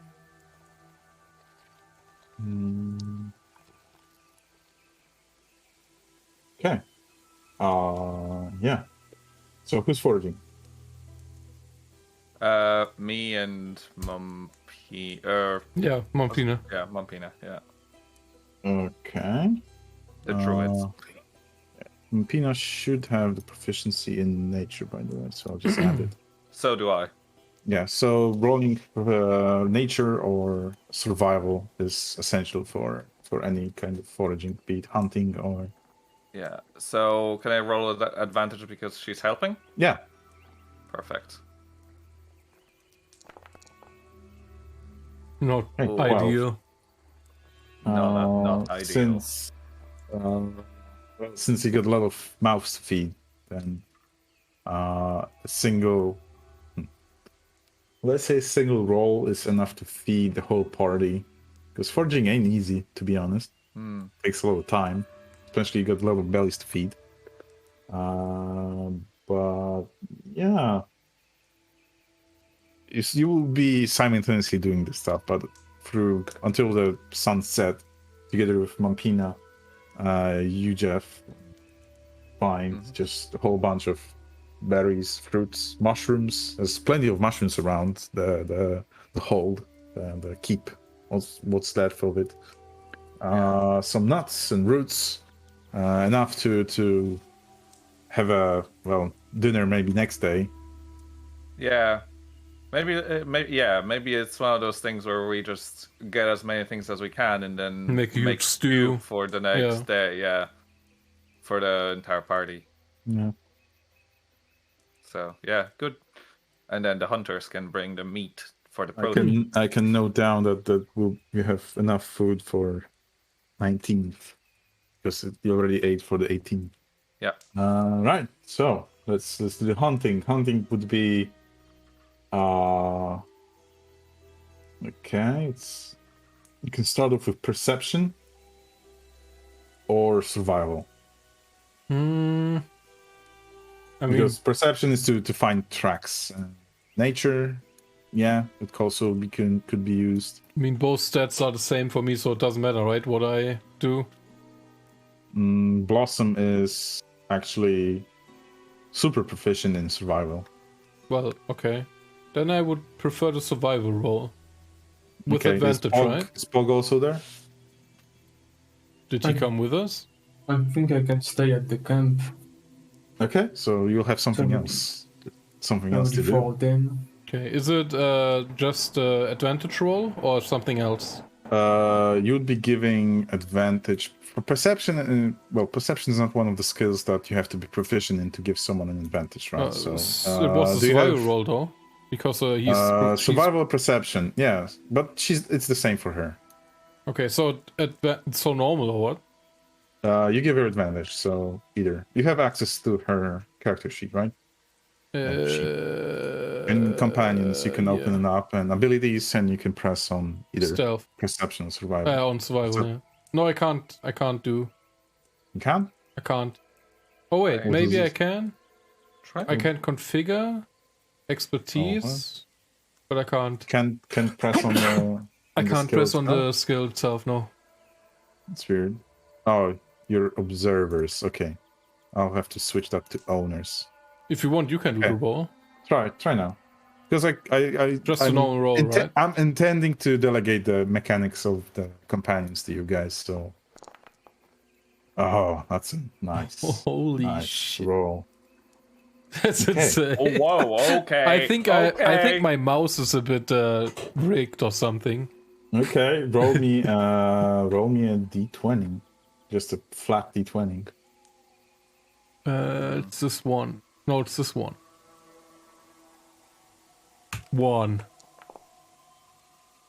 Okay. Yeah. Rampina. Sorry, I'm still mistaking those two girls. God damn it. Blossom takes away with Kaltara, and they dip just ever so slightly into the high forest. And she talks about it like, oh, I've only heard about this place, and that Kaltara, you could sense from her that she's not sure about going to the High Forest, even saying that she knows the Desserin Valley, so the region you're leaving behind, like her own pocket, and she's not really familiar with the forest themselves. However, she stops, she sniffs, and she narrows her eyes and, oh, but this is something I know. Big cats, Kaltaro. Ever so close. I think they were curious about our horses. Oh, And she picks up a trail. Roll me a d4. I got Monka. D4. Monka. It's over. D4, engaged. 1. Okay. 3. Yeah, but that's And- 3 cats now. Elmao, two cats. 2 cans. But no, she tracks stealthily with high survival.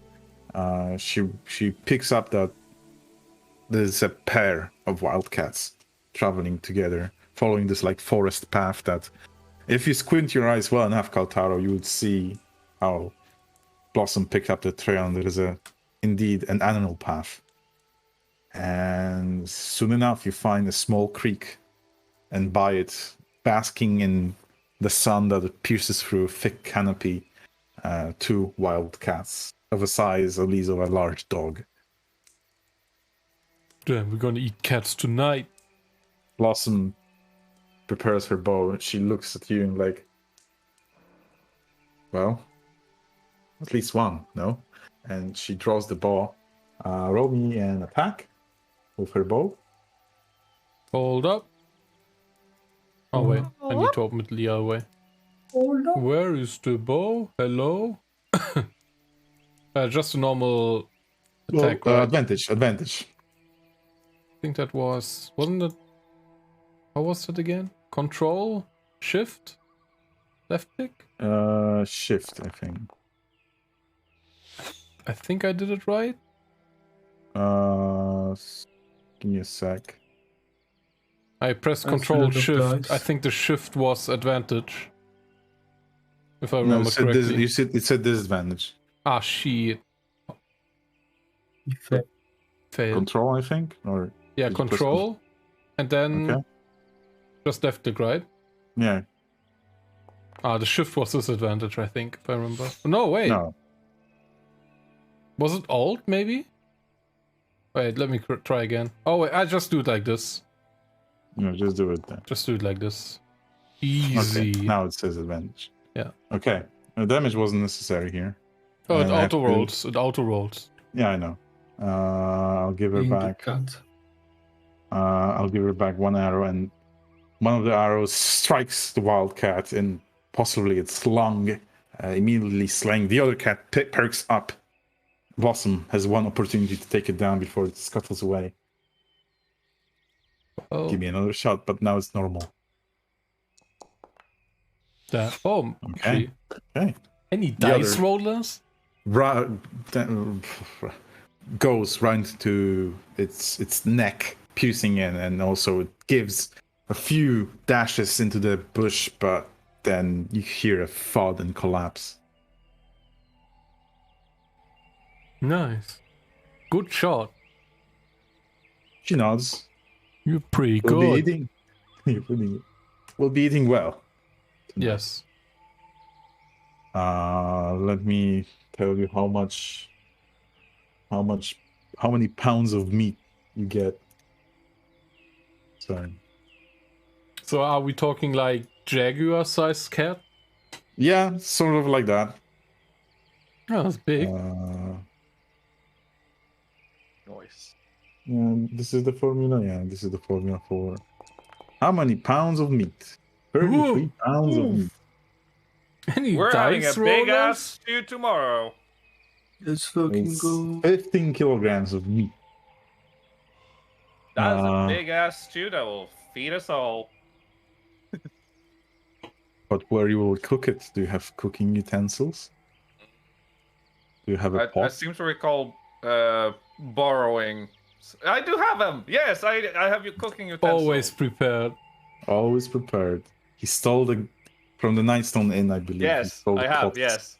He's been carrying the pot all around, but yes, As time flies, and the sun slowly begins. Oh, I have a great idea for the stew, even though it will not do anything to it, but I have a great idea. But with Gandon, Chris, and Pog left in the camp, your companions, Pog, gone. What do you do as the time flies? Who do you sit with? You have some of the other companions, like Embo, Chris, Gandon. You have your temporary companions, Drina, Flameren, and you also have the elves. Which people? Or do you just hang out by yourself? Can I check like a bit of all of the people, like just checking if they are all right? Yeah, all right. Well, Embo is giving you a glance, like, "What the fuck do you want from me?" So that makes you kind of, turn on your heel and just leave him. Flameren, the halfling, the cowboy halfling.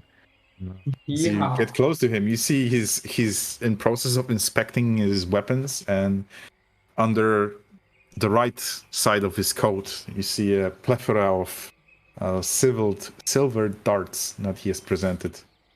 As he's showing off his equipment, sharing a short tale that his surname is Verminbane, and it's because, well, and he shows the whole collection of different vermin, pelts, rats, maybe some wolf skin. So you see my name. So you see. It all started. Drina Delman, as she picks up as you get close to her, she was in process of basically relaxing and talking to Flameren. She smiles as you get close, Pog. Seems to be in good spirits after, well, what happened in Butterskull Ranch was a good result. Well, Galen and Chris are busy with the book. And Gave the Head is sitting outside. The elves, however, as you get close, one of them rotated, so all of them came east. But as you get close, my friend, you see the elf that is sitting atop of the ruin on the highest point. He seems to slowly stand up. He's not looking towards you. He looks back at his companions, gives some kind of sign symbol to them. Both of them also go for their weapons, their bows. They have spears, bows, and blades. The one on the top, you can hear him almost singing. At least that's what you can reckon as, well, you have a trained ear for song. And as the elf draws the arrow, he stops singing, and there's some kind of shift in his stance. Like, it becomes almost unnatural how he would shoot like that, as if he being puppeteered, like someone is drawing the strings and moving him, and he then fire off an arrow towards something, and then he almost snaps back and crouches back again. He glances back, gives a sign symbol to his elven companions, and they sit back. It was like 6 seconds or less. It was almost instantaneous. So the other companions didn't really bother with, didn't even spot that something happened. And those two elves resting, they sit back and relax again. Just then they notice that you've been standing and observing the whole situation.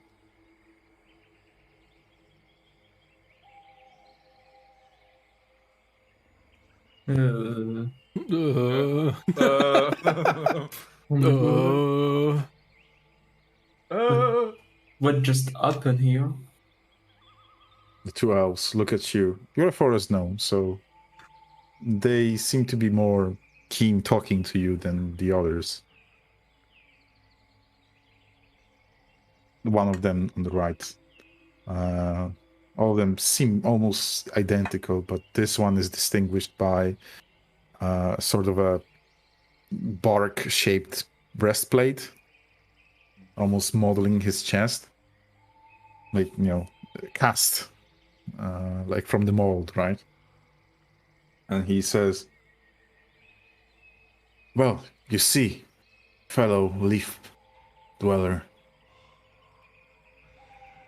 we've been just spotted by an orc, but he was dispatched for his curiosity."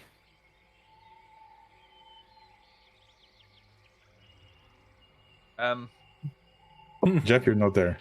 Oh yeah. It's only Pog. No.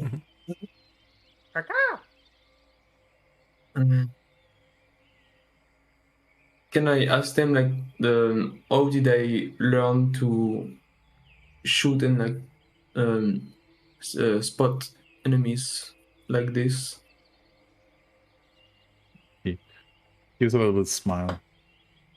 If you traverse forests like this, you have to be keen on your senses, eyes, ears, or look for the birds and other creatures that might give away whoever is approaching. But if you ask what our fellow there did, he recited the poem of our long-lost hero, Terlarin, struck many orcs with his bow. He allowed the words of the song guide him to fire off like he did.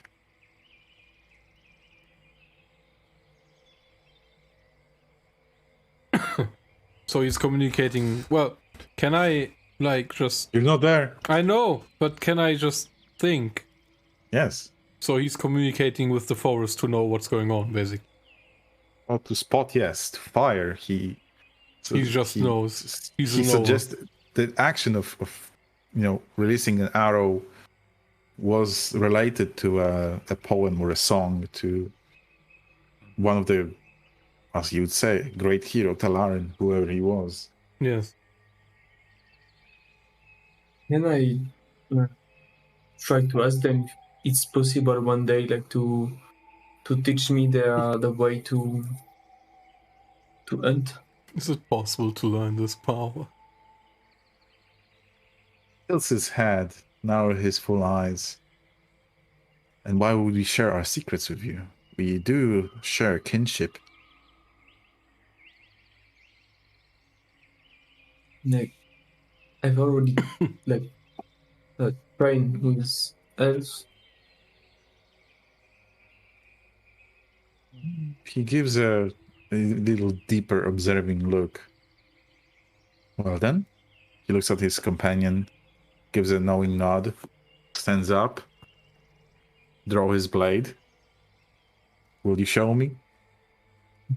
I'll be right happy to.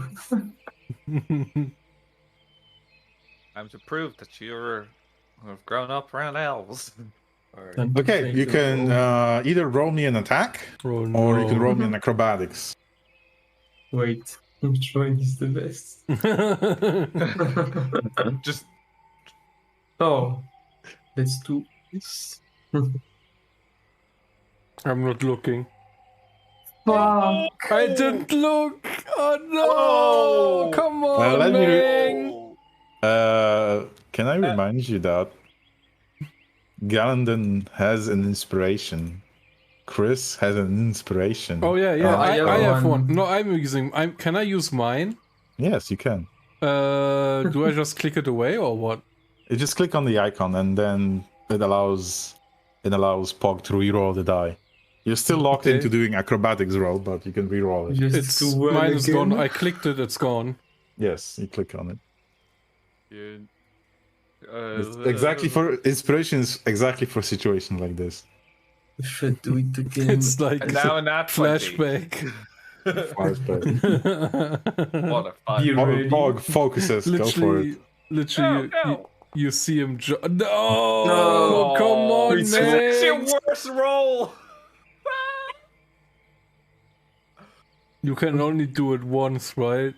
Yeah, Yep. I think. Oh, come Well, on. He makes a no. backflip and gets stuck with the head in the sand. Well, you give your best, Pog. You give the drills that your good friend Rond showed you, all of the elven tactics and maneuvers, even going back to the recent fight with Earned Stoutblade. However, you're off balance a bit for some unknown reason. Guys, I'm an elf, trust me. Two of the elves cross their hands. Even the one that's on the lookout glances at you and can swear that he's giving a chuckle under his breath. And the elf that is trying you says, "Well, maybe you can do it with a real opponent." And he draws his blade, fully brandishing it, and you will be locked in combat with him. No. Roll me an initiative. Oh, dear. no! It's over. It's a practice fight. Well, Dies in practice, stumbles into the fire. Don't Sets worry. the- Don't worry. I can heal. Oh. No I worry, can I can roll. heal. There is no combat. I can't. If you No have combat? enough of a. Let's go. Go. Dun, dun, No, this dun, is too big. dun, dun, dun, dun, dun. What? Dun, dun, dun. This fucking Let's go with this one. Hog. I'm too Roll afraid me initiative. I can't. Why? He Just- said like there is no active combat encounter. Then roll me a dexterity. Just flat dexterity.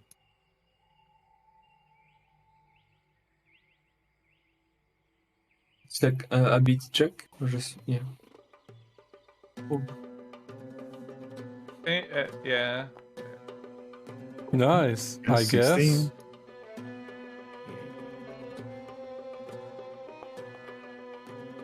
Okay, you would go first as you accept the challenge, draw your blades, prepare your stance, and well, I won't pull out the map. It's essentially a small leftover of a chamber without any roof. But you can close in, you can gain some distance. What do you do? I'm closing in. Okay, you close in, blade drawn and shield, I assume. Yeah. Okay, with blade and shield, you get close. Well, if you would like to attack, then go and attack. Let's go. Wait, so what roll? Just click on your weapon and Oh, yeah. roll an attack. Attack. Yeah.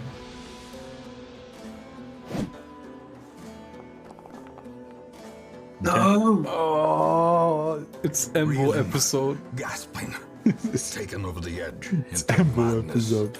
Okay, well, what happens is, with you critically failing, you'll immediately close in and you hear, what was your...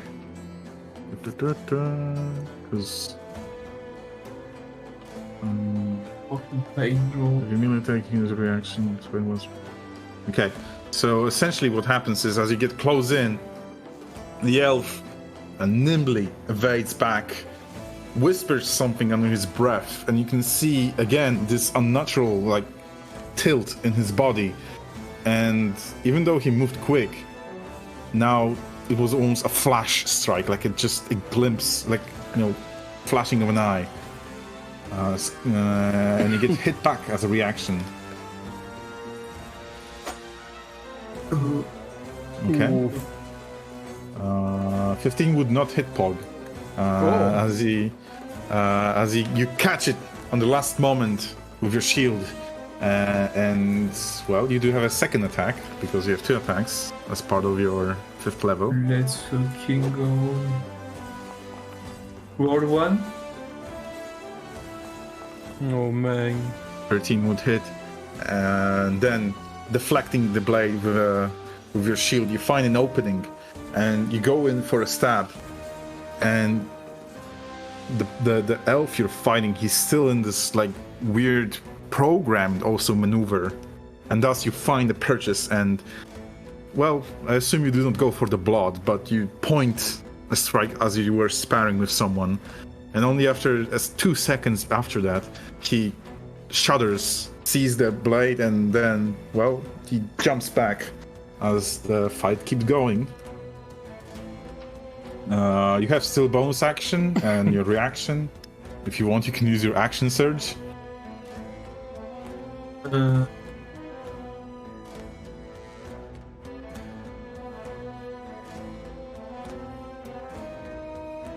Or you can use your maneuver if you would like. You have disarming strike, which can still be applied since you've hit. Yeah. I'm gonna do the disarming attack. Okay. So you add a d8, right? The superiority dice is d8. So I'm doing just a d8. Yeah, you roll d8 of extra damage. And then Wait. the elf has to pass a strength saving throw. Unless you'll... Music stops. Music plays, no worry. I think it should.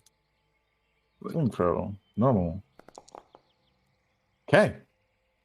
Roll me the extra d8, just a flat d8. Okay, May. 4. Okay. So, as the person recovers, you go for this stab. We're stuck still in this one moment, and before the elf returns to his stance and jumps away, I assume you disarm the blade. Oh yeah. Yeah, you pick the blade as it flies away to the side, essentially behind you, disallowing the elf to pick it up quickly. However, he still goes back, picks out his dagger,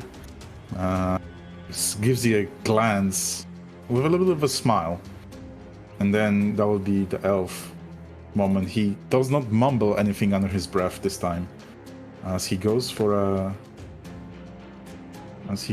stab with a dagger. Goodbye, guys.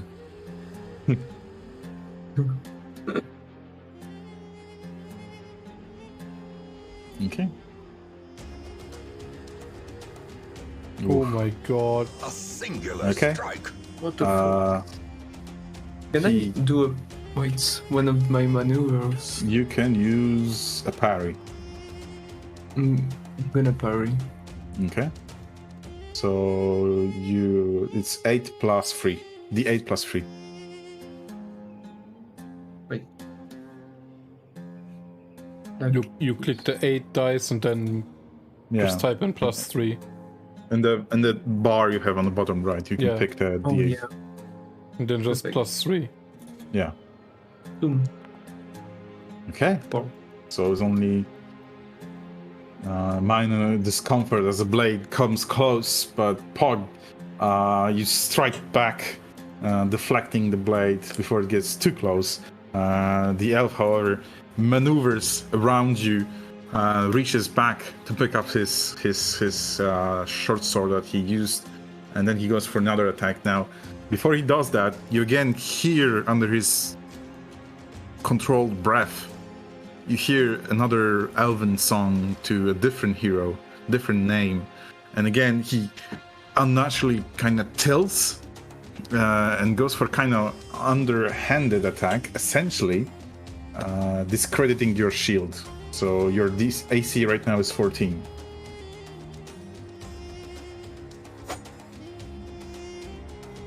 Okay, that'll hit for 5. You used your reaction. Yes, you used your reaction for the parry. So that will be 5. And then, again, there's this split second that he's left in a sort of a daze. And now it's your turn.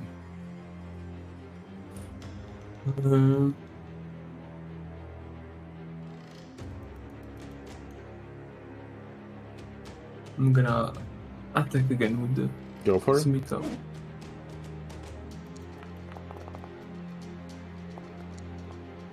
What? Would have hit, but it's not enough. The elf, as you prepare for the strike back, even though he's temporarily dazed, he quickly regains his senses. He again mumbles the same thing as when you struck him the first time, and immediately goes for a parry of sword. And that will hit for 4. Unless he wants to reaction parry. Well, he's doing a riposte, and you can do a parry if you like, since you have your reaction back. No. Okay. And again, blade sings, flies very close, but you still have your second attack in your turn. Let's go.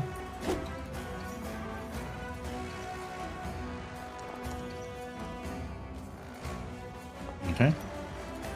This will land true, as after the strike back, again, you seem every time he's reciting a song, the moments after get longer and longer, and Pog, you use this moment to strike and essentially almost put the sword to his vital parts, and with a shallow breaths he gives you a nod, and you can see that you got his approval, as there is no need for further fight.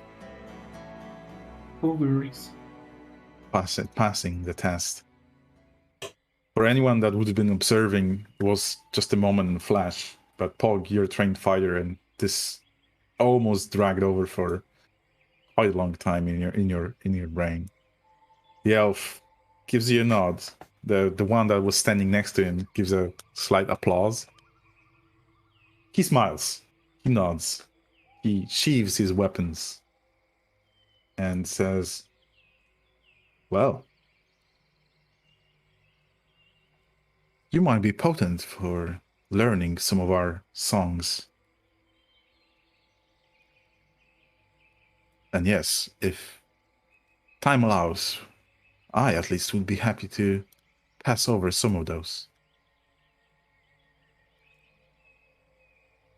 That's very kind of you.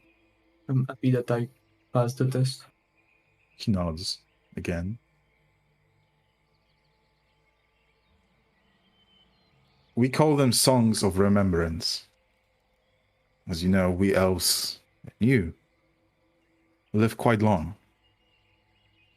And we like to remember what our ancestors and our great heroes did in many conflicts, fighting for this land. And we allow them to take hold of us, at least for a brief moment, to perform great feats of action. Some of us know the songs of those who fought with blades. Some of us, and he points at the one perched on a higher elevation. Some of us know the songs of those who shot at great distance. And I think we'll be happy to share some of those. Given I see that you're trained, and you must not only be trained in blades, but also in singing. Whoa. Chill. Chill. Let's go again. Let's murder those hobos. Hmm? No.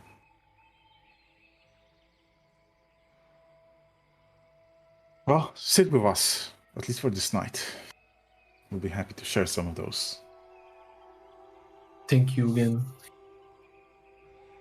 And at this is the moment, like 5 minutes later, there's the foraging party returns, and 15 minutes later, the hunting party returns with 2 hefty carcasses of wild cats. Looks like meat's back on the menu. Flesh. Yeah, 15 kilograms of meat. That's a lot of meat. And as the fire crackles in the campsite, you see, all of you see that return Pog sitting together with the elves. I wonder what we missed. I wonder what we missed. Didn't Galandon also return? Oh, he's... He was always there. Spiritually He was studying. aware. Not Galandon, sorry. I mean Jeff. Jeff. Yeah, Jeff he's- returned first, and then you returned Kaltaro. Yes, he's away. I see. Good boss. Jasper's away? Yes. Well, he's muted, so. Oh shit! Sorry. Hello, I was welcome talking back. to myself. He was talking to himself. I hurt myself today. God damn it. Yeah, I'm here. All right. As for what you managed to forage together with the berries, nuts, roots, and meat, I would say you have. If you cook it down, at least, well, none of you have proficiency in cooking, so you cannot really convert that into anything more than meal for. Wait. Does Galandon have proficiency in cooking? No. Damn it. I mean, anyone can toss in some food together. You would essentially need to have a companion that is a chef, Oh. or I Okay. don't know, a hireling, someone you hire just to cook food for you. But I would say with the amount of food you manage to gather, you can have meals for 2 days, or 19th and 20th. Essentially, what I'm saying, if someone had those skills, you could convert that into even more. It sounds like, well, 15 kilos of meat sounds like a week of food. Well, remember, you have a lot of people. Oh, at least 3 days, I would say. Well, yeah. Oh, wait, a stew probably at least 5 days, I would say. It was You like you also need containers to carry that much food around, right? Yes, If you cook yes. it down. I mean, meat would probably be fine to dry it out or something like that. It's survival techniques. Yes. So yeah, food for 2 days. Nice. In exchange for 1 day, you get 2 days. I'm a benevolent GM. I'm not trying to kill you. No pianos falling yet. No, gave the head falling on our heads. Gave the head doing like, watch out, watch out, watch out, as he jumps down He's angry from now. the wall. Okay. As you sit by your small 2 camps, relaxing by fire, horses, calm, a nice evening, but the looming wall of green looks like a black wall just outside the dark vision range, just outside the fire range. Obviously, through all this time, there are like sounds of creatures subsiding and the creatures of the night undertaking. There are many roars, many sounds, unnerving for someone that would live long in a city. And Chris is visibly shuddered by it. At least by listening to your companions. Well, as long as Gabe is fine, I think we good. Well, Gabe was just sitting by, pointing in one direction. Sometimes talking up in Dwarvish, like, oh, what are you doing there? And he seems to be peculiar, observing you. Finally, he can observe something than just, a sunset. Damn.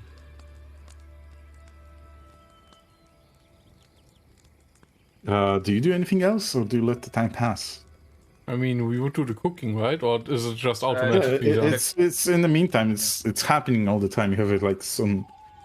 Yeah. Isn't the cooking for the next day as well? Or the stew that we collected is for the next day? I mean, cooking stew just chopping up and putting into the bowl, right? Yeah. The pot. Yeah, So there is not much, but well, you can interact with each other. You can discuss something. Yeah. Yeah, I guess if we It's would it's a comfy scene. yes. We I guess we could celebrate we not like kind of celebrate, but well, yeah, kind of celebrate the hunt, I guess, that the amount of like the foraging, so the success on going out and bringing back a lot of things. It's a good evening. That's what I want to say. So to do that, since I fucking love putting in what your companions would do, like Oh no. kind of triggering you to also think, what would you do? Mampina would actually, before you dig in for the meal, she would say, well, if we are to thank for such bounty from the nature, could I say a prayer to Shanti and thank for such blessing from the nature? Although she's not really a goddess of forests, but, well, she is a goddess of life, and she is giving us life through this meal. I don't know what goes well with a prayer. I have still some bottle of chilled rum. So we could just... I have 0.7, so that would be 7 people, right? Yeah. So everyone but me. Everyone but you. Because it's Pork, Jeff, Kylandon, me, and our 4 companions, so... That would be 8. But then I would just give it to everyone but me, like a pint. You know, like... It's 3 of your player companions. Yes. 4 of your NPC companions, and 2 more of your temporary companions. Can't really give it to the... I know. Would they not that? I mean, we can say that you break out the bottle and give everyone just a single sip. Yeah, I guess that works. Yeah, and then the bottle would be empty, though, I guess. Yes. And It's empty Kaltaro being the local alcoholic. Wow. Man of vows, and celibacy possibly, and living in a monastic order, being let out. He passes the bottle, and there is a moment when you pass the bottle to Embo. He gives you like this crooked look and his signature teethless smile, and he mumbles, "Well, Kaltara, I wasn't expecting you to have such drive to benefit from pleasantries of life, eh?" As he takes a bit longer swig than everyone else. He's the rebellious type, as he gives you bottle back. Yeah, no shit. Well, rude. Do you respond to him? Wait, did he just basically No, insult I me, or just did said he... no shit that he's rebellious. Well, he is rebellious, but Kaltaro, he told you that, well, you do seem to be liking the benefits of life, like having access to such a fine alcohol. Well, I bought it. It wasn't that expensive, so... I think it's fine, yeah. Is it? Why not?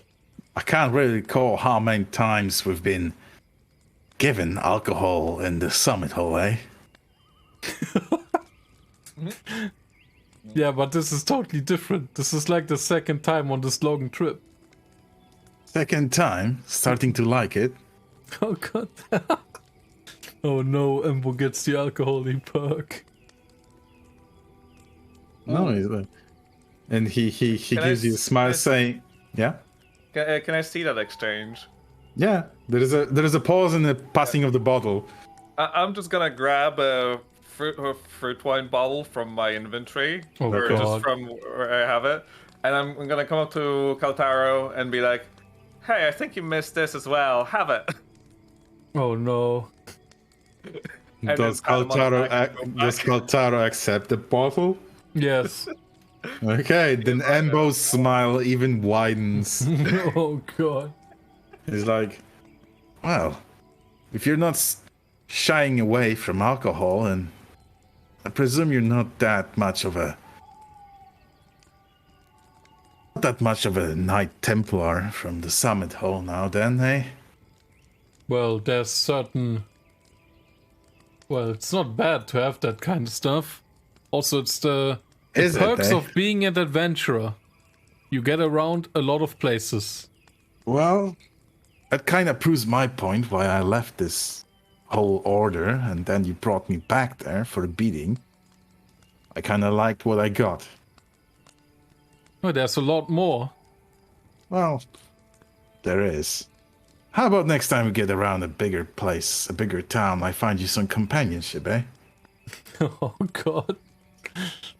Yes, no problem. Really? Or are you just yanking my chain now? I give him the nudge and just give him the smile and hand him another pint of the wine that I just got.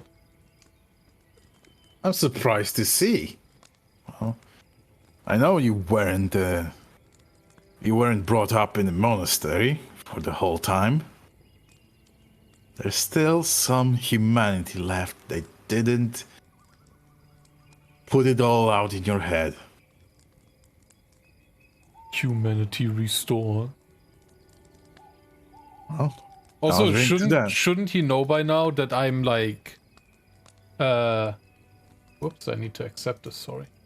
Shouldn't he know by now that I'm like, you know, like, not going by the book all the time? Kinda, you would. Do you have insight?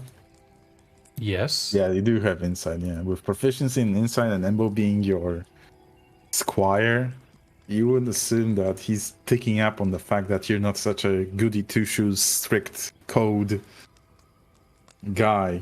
Even though you essentially brought him in the first time, you brought him back because he was being like you right now. Well, I'm not being that crazy though. No, you're not whoring around, killing people left and right. Or was it all just a false that the order made up? Well, I was trying to save goblins, man. Then I just got killed in a field. no, I mean, well, Embo's starting to see you. You would gather that he's starting to see you. You're not so uptight, but it kind of conflicts with the fact that he was trying to be like you.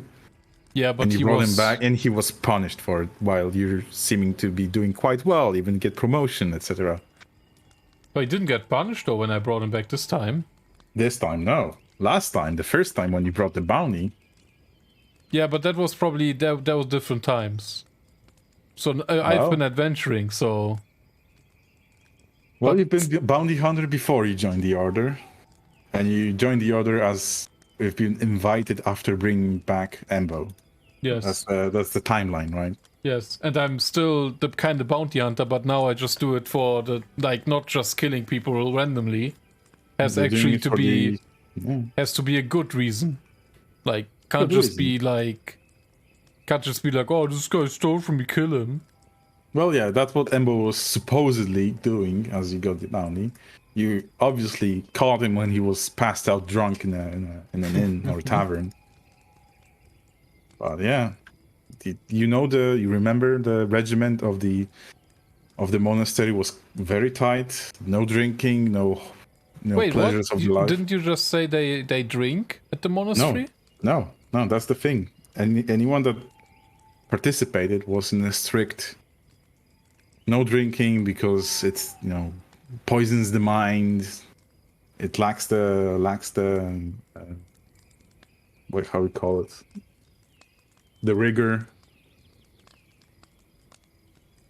So what I'm trying to say that monastery, not good time. Okay. Last time we were there, didn't seem like that.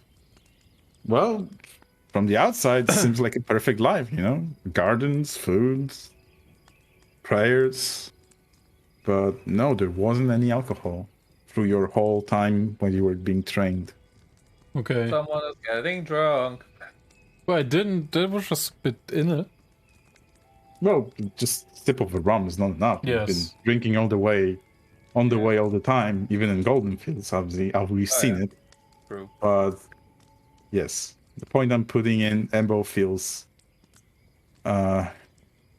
punished for the fact that he also tried to take some pleasures in life. Yeah, but he probably did it crazy enough, and Yeah, then there he- was he also didn't- different times. He, from what you've been told, he's been doing that on extreme. Yes. All right. So with that scene resolved and sharing the fruit wine, And I think even in the monastery, yes. if it was known that we had like a successful, like, whatever, like the ogre defense on Golden Fields, I wouldn't think that they would be like, oh no, you drank a glass of wine, you bad guy now. I don't think that would happen. For train knights, possibly not. For any acolytes or upstarters in the monastery, that would have been like, yeah, we're flogging you. Yeah. Now that's paddling.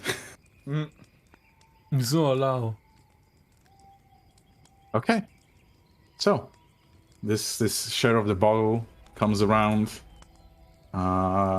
You do not need to post watches because the elves are doing that, and also you have Permanent. You can delegate Gabe to watch over all watches, but remember, he's not the best.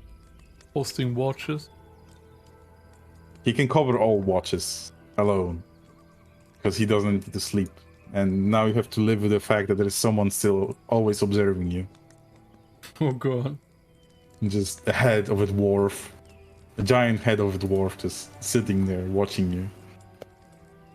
The light dancing off the stone and moss structure of its face. He does not move, he does not breathe. Wait, we didn't clean him up? No, I mean, if you want, you can clean him up. It gives him some character, being covered in moss and droppings of birds and etc. Oh god. He's been there for a long time, Seb. Yes. Very long time.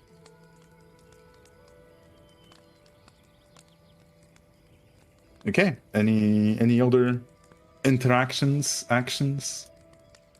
As we vibe by a campfire.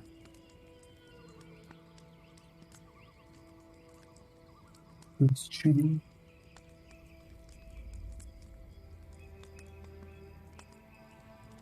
No?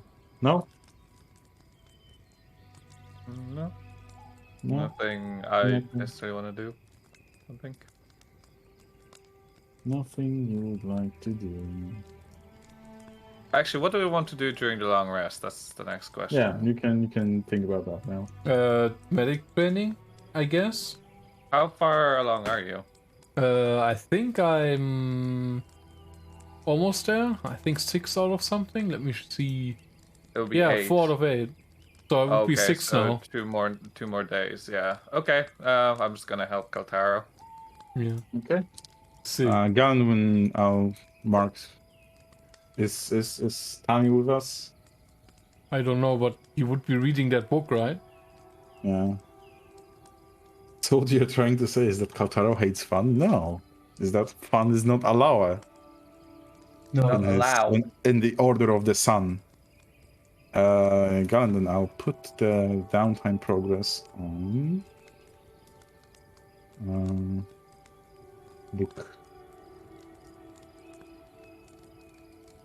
Book of Alchemy.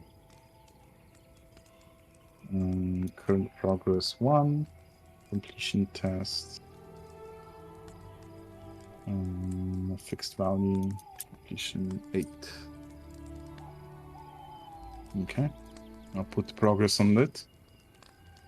But, and Pog, I assume you'll be mastering under the elves. yeah, Okay. learning wisdom. Kaltaro study. Jeff teach. Pog master. And Galvin study. Book. Medicine. Yeah, you can do the short rest if you spend any spell slots, etc. Remember, long rest, you right? can, yeah, long rest. And remember, you can swap the spells, or remember to swap the spells if you'd like. Knowing that you'll be heading towards deep forest. Also, Kaltaro, remember, if you've summoned your steed, you do not have to keep the spell memorized. You can swap the spell. Oh, okay. I thought I have to keep it there all the time. Well, I mean, if it's something would have happened to your warhorse, then yeah, we'd have to take a long rest, change the spell, and then resummon it. Let's see. I need to really think of what I want to do with my spells now, don't I? So, in the meantime, as you think of the spells, Pog, you've been sitting majority of the evening with your elven friends. Their names, they do not carry like elven names. They carry names of trees, creatures. So some sort of nicknames more than full names. However, they share with you, the one that you fought with shares you the tale of one of the heroes, at least he claims he was a hero, Inalios. Or should I actually do it again and type it in Elvish? Yes, you can type in stuff in the languages you know. Module I brought in. He tells you the tale of Inalios, and you've seen him doing this parry maneuver, riposte maneuver, as you. Well, it follows kind of the same rules as your maneuver that you have right now. However, since he's enhancing, feels like when he recites the words and focuses on the image and perfects the intonation and remains, focused, he essentially imbues his himself. He allows the spirit to take himself to perfectly recreate the signature move of an elven warrior. So essentially, this is something I've been trying to, as everyone will be, as I said, trying to get something to enhance and put them on a path. This will buff. I'll do it later, mechanically.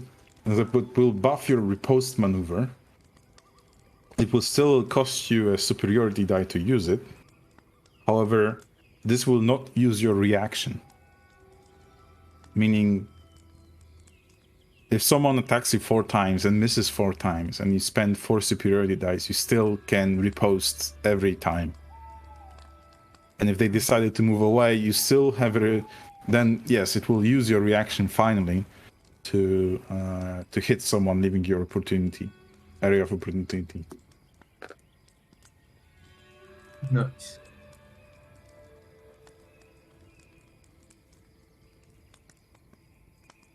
So yeah, the person, the elf describes the song, an ode to Inalios, as there was none quicker to stave off enemies. There is none better to strike back like a scorpion. Unlimited times, as long as he drew breath, until his demise finally came and he could not strike back anymore. Okay, I'll add this additional maneuver to you after the session.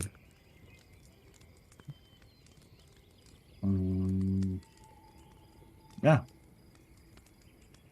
So you did the long rest. You picked the spells, guys. Mm-hmm. Okay. Yep. Even though I have really nothing that I would say is any good, but okay. Time passes as I'll be swapping the playlist.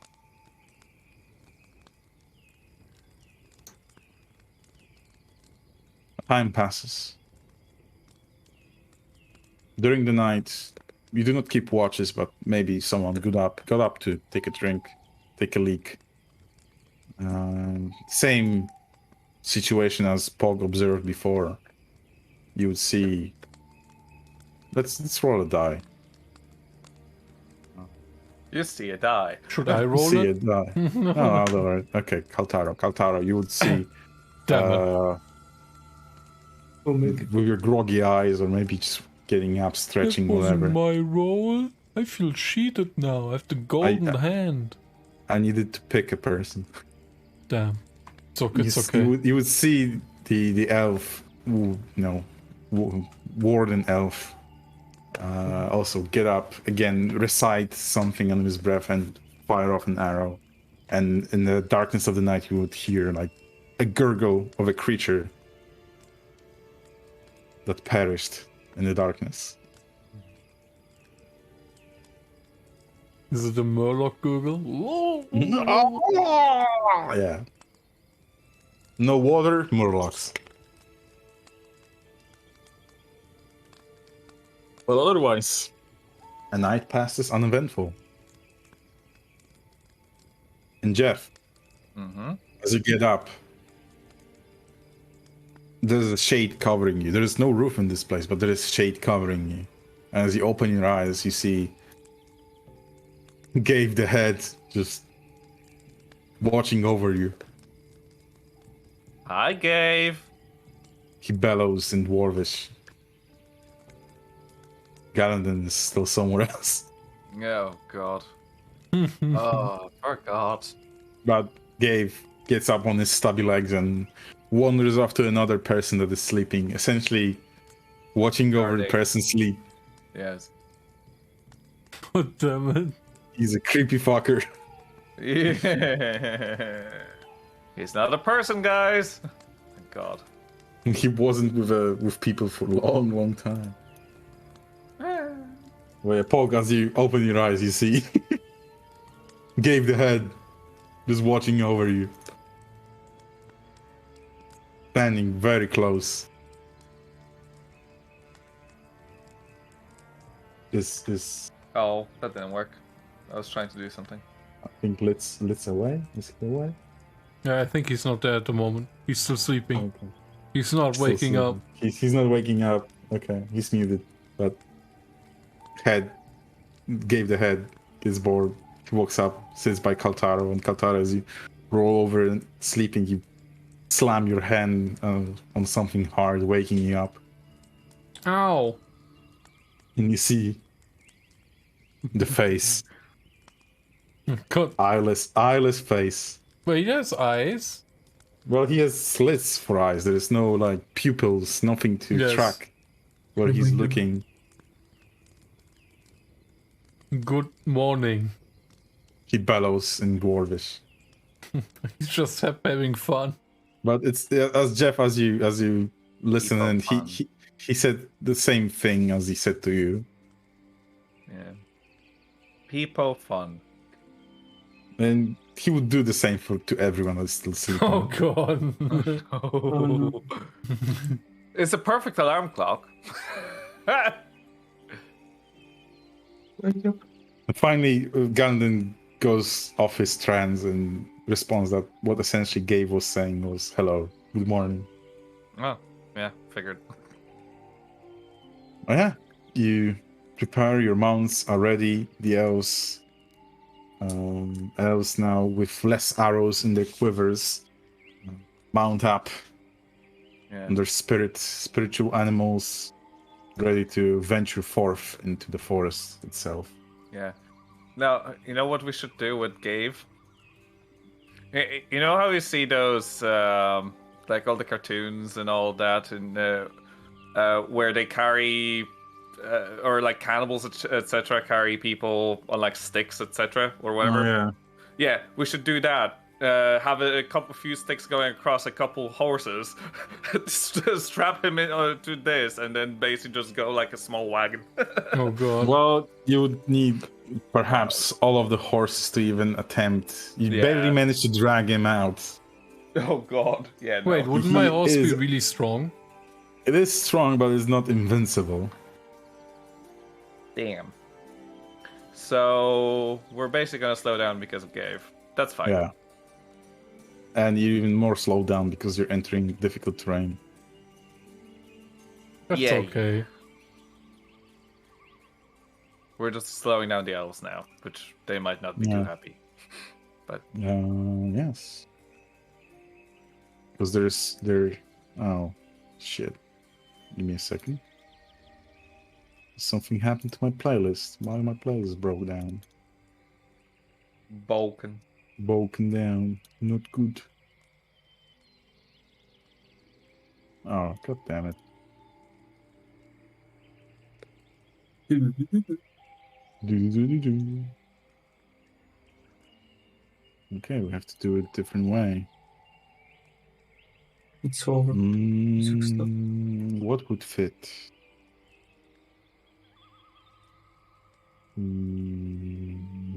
What would fit?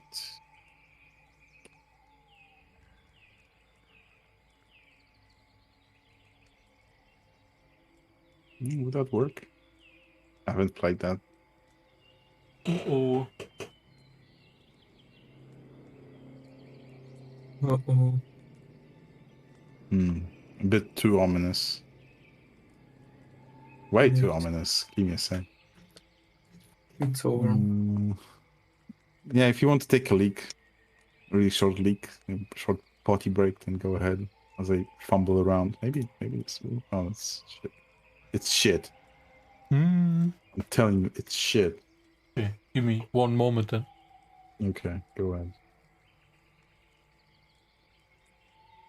I can't really push you too far forward, guys. Sadly.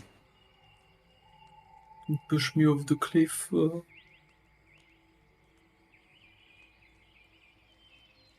Push you off the cliff. No. Try finger butthole. Fourth night.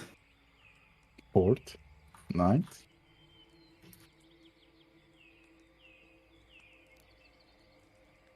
Okay.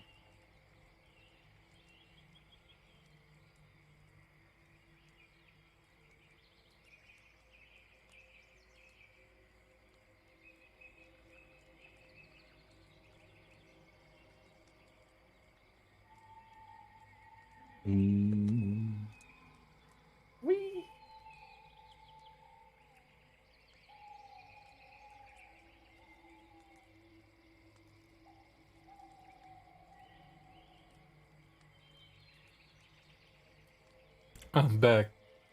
Welcome Hey, back. I'm Luba. still looking.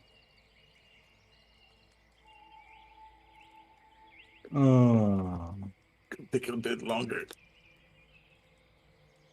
Where do I have this music?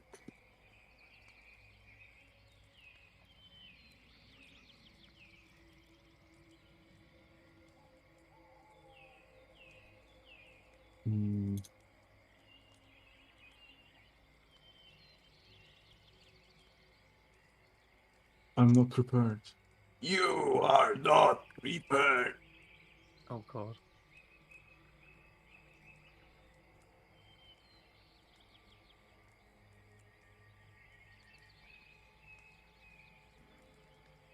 Mod check. Not check, yeah. Come on.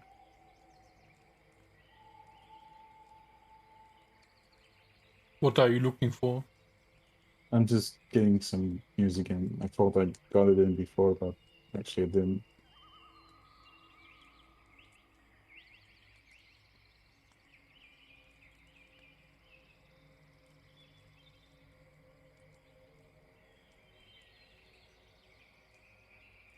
There's a storm outside.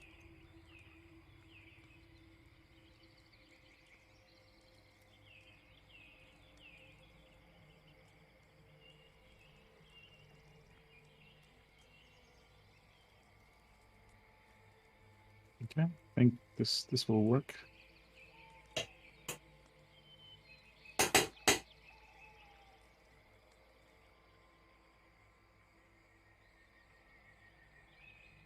Yeah, this will work.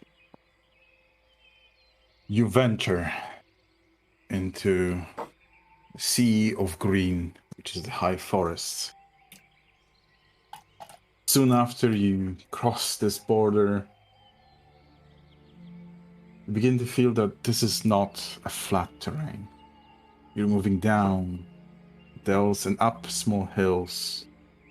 Only a few patches of green are visible between these thick, unkept, untamed woods. You can't almost get a breath in. The weather is humid, as if the heat is trapped between earth and the canopy. But it teems with life. There are beasts, small and big, seen or heard, from fluttering birds escaping in front of you, and running foxes giving you curious glances as you pass by. The cacophony surrounds you as you submerge. And even though you're being escorted by those who supposedly know these woods like their own pocket, there is this presence of not ever being alone, not ever being certain that nobody is watching you. It is hard to traverse with horses. And essentially, there are no wide paths that horses can follow. You're essentially forced to walk in a very tight, packed line, following perhaps one of those animal trails as your elven guides lead you deeper and deeper. Traveling such dense forest is a slow and sometimes arduous task. So essentially you're slowed down by half, and you do not benefit from the fact that you own a mount. Plus, you have to move as slow as your new stone companion, who, if there's a bunch of smaller trees or roots blocking his way, he doesn't bother. He plows through with a snap and a crack, which quickly goes under the nerves of your elven guys. Oh no. One of them just perhaps in 2 hours, hour in or 2 hours in, elven guide rides back to, well, he talked with Jeff, so in Pog, and he says, "This thing is drawing attention to us. It is ill-advised. If you wish, we can continue. But we won't be able to protect you from everything." No. Yeah. So basically, Gabe is a liability, right? In such a thick forest, yeah, there's perhaps a reason why his master left him on the borders and went alone to the east. No. Well, he can continue. He seems to have no trouble pulling himself up on small ledges, plowing through forest.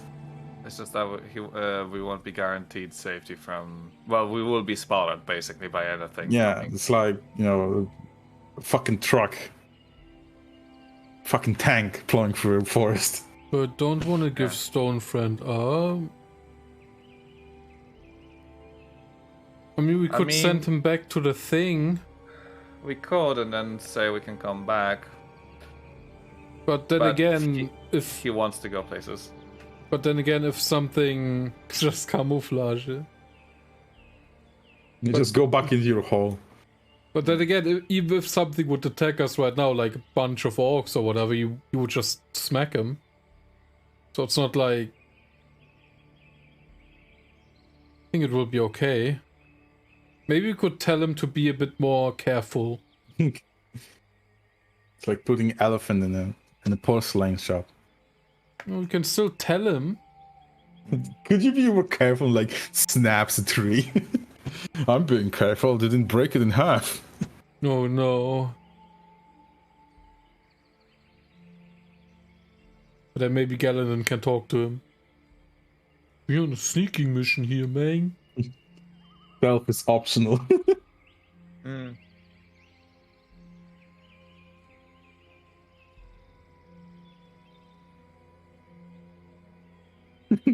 Tommy's having a great time. Yes. Just camouflage. Ah, dear. Fuck! What? Let me guess, you spilled drink. No, I just remembered something. I could. I should have freaking prepared that. Oh, I did prepare that. Oh, I'm a genius. Genius. How long does this last? I'm a genius. Oh no. I can do pass without the trace on this thing, and that lasts for an hour. Sure, it's just an hour, and you travel for 8 hours. And I have 4 spell slots for this. Technically, I would be giving up some other bits like Dark Vision or Bark Skin, or less restoration. If you like to travel only with the effect of Pass Without a Trace, it will be even slower by a half. Ooh. Because essentially you have 4 hours of travel, and in these conditions you travel a hex by every 2 hours. Shit. So 2 hexes with Pass Without the Trace, and then 2 would be risky. Yeah, essentially, yeah. Well, we could do it. And we could just minimize the risk by half. Technically. But that would be considered crawling, and, well...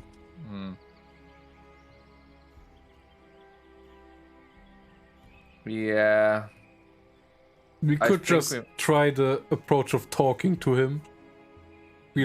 Try. At least try. No, I don't think that's gonna work. Yeah. Could you? Yeah. I'm walking.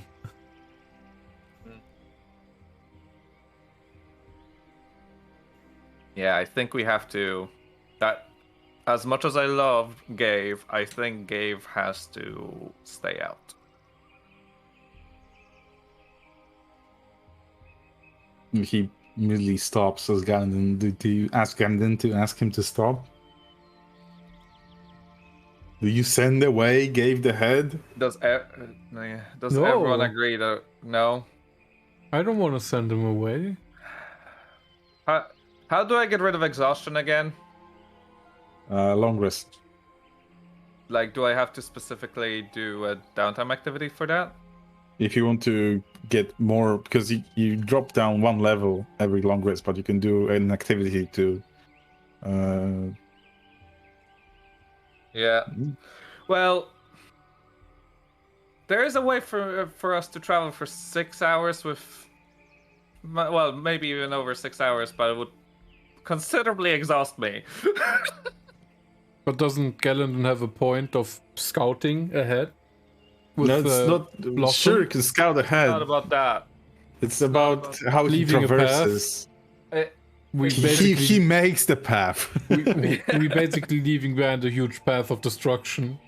Yes. And a lot of noise. Maybe you can maneuver around a route. You can walk over a route. I don't know.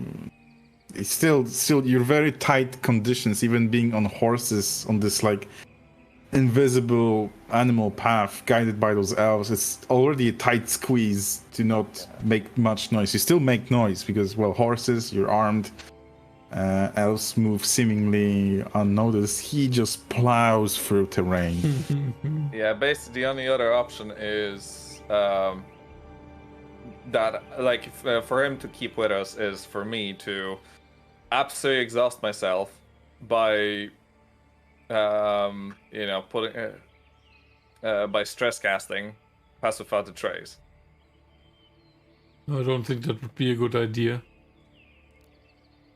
It's the only other option than leaving him. Have you asked what his thoughts are? Oh, he just wants to walk, I guess. He's happy to hang out with you guys. Well, let's talk to the head.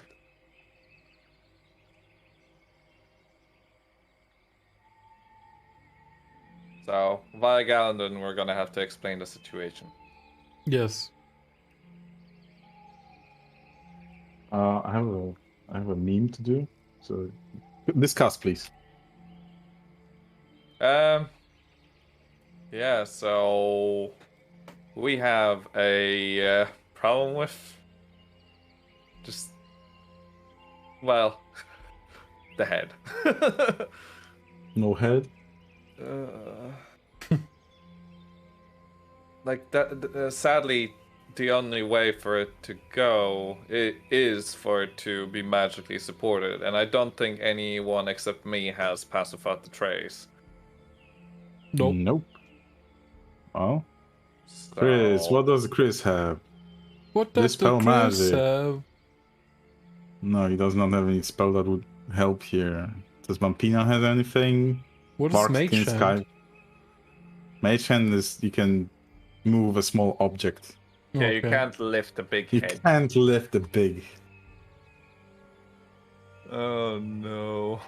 But since I'm doing, I've asked for short break to do a meme. I'll share the meme with you.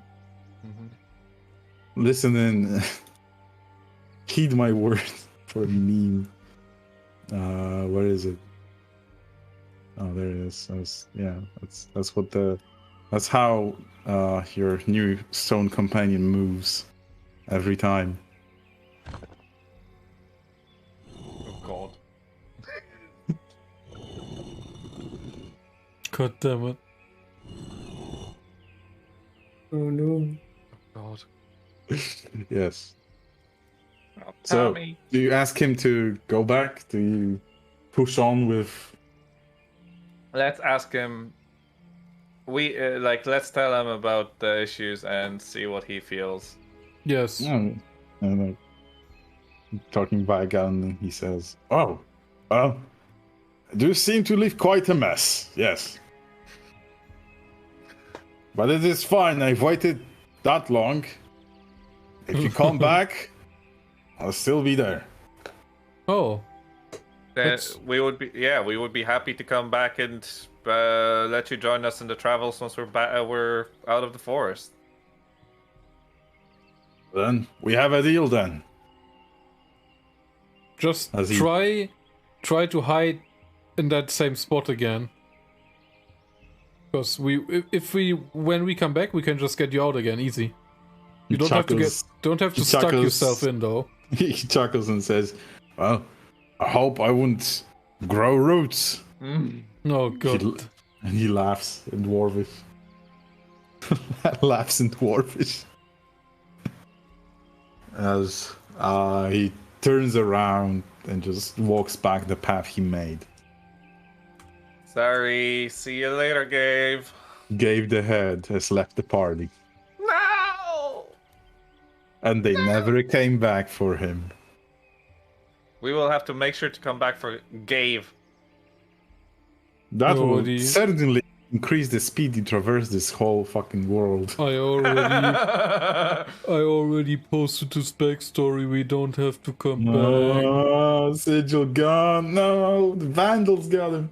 we have to figure out a way to move Gabe quickly afterwards. Make a wagon. Make a wagon pulled by other golems. What?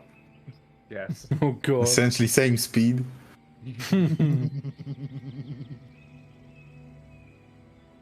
All right. So, with a heavy stone off your chest, I waited whole game for this. Damn. You continue, moving. At least you would guess east. This will be a mechanic that I'll introduce. Well, I should be doing that all the time. That I'm tracking what you're seeing is not like your exact position. Mm-hmm. It's your plus minus position. I'm tracking your exact position with a separate marker. So that's your best estimate where you're at. So, anywho, you continue east, following the path, sometimes stopping as something flies over, and essentially I have to roll. What will happen? Okay. So be it. The dice has spoken. And a big dragon Eerily enough,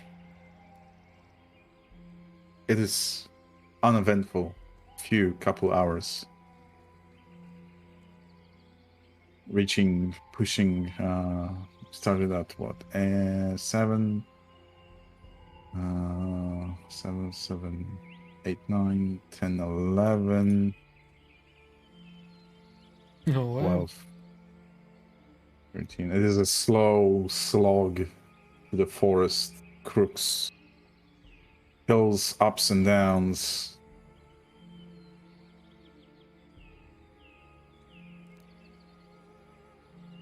And finally, well, it is time to take a short rest as elves guide you to a pond with a fresh stream nearby. Of war? Judging by what? Wa. War? Wa. It's wa. Yeah. What? For free. What? The elves look back and tell you, "We'll stop here. Still some time to go. Okay. We'll continue." You crossed 4 hexes. Well, we'll continue next day. For now, we should rest here. Oh, so it's a long rest. Okay. Yeah, you can travel on your 4 hexes right now. Yeah. And such. Well, Time to make our Right. stew. you break camp. You pull out your stew. You refill your flasks with water. Oh yeah, so we can refill it back up. Nice. But there's, even though you're camping just outside the borders, here inside, you feel like sitting still is not something you shouldn't do. Like, you have this primal urge to find a safe cave and put your back against the wall. Like, you're wishing to have safety of a house. For Pog, it's fine. For others, less so. Even for Blossom. I don't know about Jeff, how much he traveled in the deep woods. Well, yeah. With age, maybe a little bit, but probably not crazy amounts. Not thick woods. No, not thick woods. No. Woods, yes, for a small forest, but not like ultra thick jungle, effectively.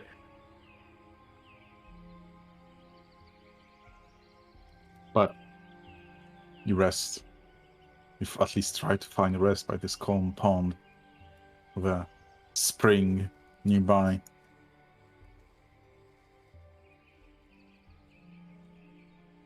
So I guess if we would do the long rest again, then I would be proficient in medicine, right?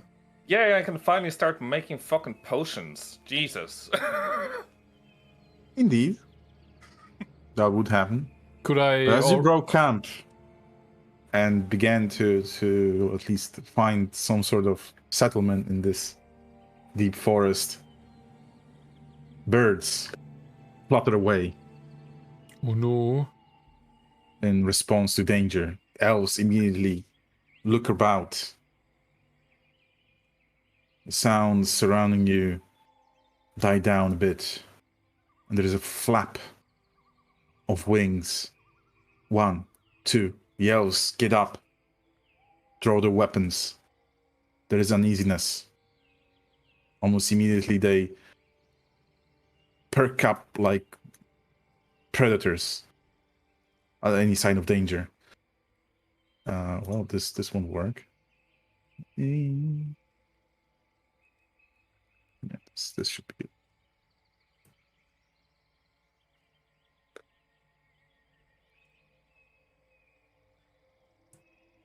And then,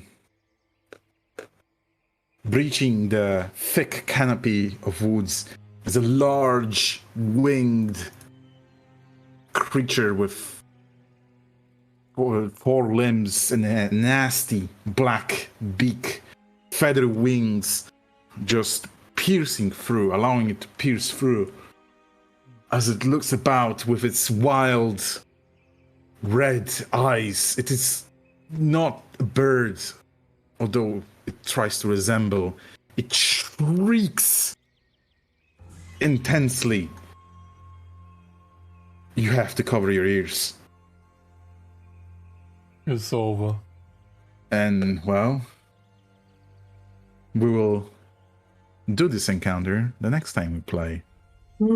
As a vile creature has found you Oh and dear. seems to have ill intent towards you. The horses immediately panic, God damn it. and we'll see what happens the next time. Hey guys, we should send away the impenetrable friend. Oh look, an insane creature shows up. Yeah, but it would take us 3 days to get here otherwise. Well, no, but 2 days, but still. I should have played something more. Tom will be back just in time Tantalizing. to get killed. Mm. I'll show you a portrait of this creature Oh no. as a nice ending. Ah, yes. Oh, great! How big is it? It's considered large, So bigger than a horse the size of our head. Okay. or head. Yeah, would have been the perfect opponent, right? Yeah, but we wouldn't get here.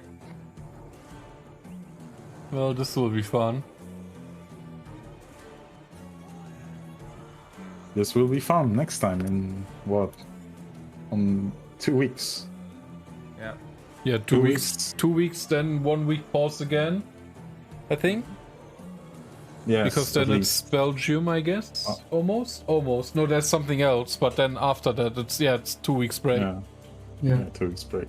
So But next you wanted time to make the next one as long as this one anyway, so or even a bit Yes. longer. So next time we'll be doing Rumble in the Jungle. Yay! No. probably remember that stream title in 2 weeks. I'm He will ready not. to roll a new. He will not, and Head will Will stay Tom without new companion. roll a new character next week? No, he won't. Are you sure about that? I rolled an 8. Oh god, Meg. We wrote a new character. What the fuck? 99, yes! Oh, the Goodbye, one. Pog! Bye, it's over. Wait, I wrote good for shit. Wait, Bye, wait, have wait, a good wait. time! No, wait. Wait, Pog Pierre never. will further. Pog never left the rock. He actually walked back while he was sleeping. He was sitting inside the rock. He wakes up like, why am I back here? I thought we were leaving. Ooh. God Oh, damn. yes. This what will be happening next time. Yes. Yes. It was fun. We had some good things, I would say. Man, I had to slow you down a bit. Yeah, well, with the rock. Rock. Wow, Sam! Wow. Yeah. Wow. Good one. Come to Belgium, organize D&D, and like, Initiating the raid to Mr. LA. okay. Because there's no happy town music this time because it's a cliffhanger. It's a cliffhanger and it's a beast. Yes. And I don't know. I'll just play this. Oh, I closed the browser. He's already gone. No, he closed it. Oh. I can come back. No, it's too late. It's too late. Too late. Yes. Well, thank you for playing. You was fun. I've given the beast hanger. Yeah, The I beast gave you hanger. lads a lot of tasty meat, which I hope you'll act upon. Oh, we can't use it anymore. Maybe. No. Oh, who knows? But yeah, thank you, Jules. Yeah. Thanks. Thank you, See you lads. again soon. Always Yep, fun. yep. Always fun. Yeah. Always. Take care. Goodbye. Bye. Bye. And I see you guys. Oh, I see you. Oh, they always leave. Like literally, look at the fucking Discord thing. They just this like I want to say something to Casper and Litten, and they just disappear with him. It's like they just pull the flat. They just leave. But yeah, I will see you guys maybe tomorrow. But I will definitely see you guys on Discord, and make sure to be on LAs and wish him luck for Narco. Goodbye.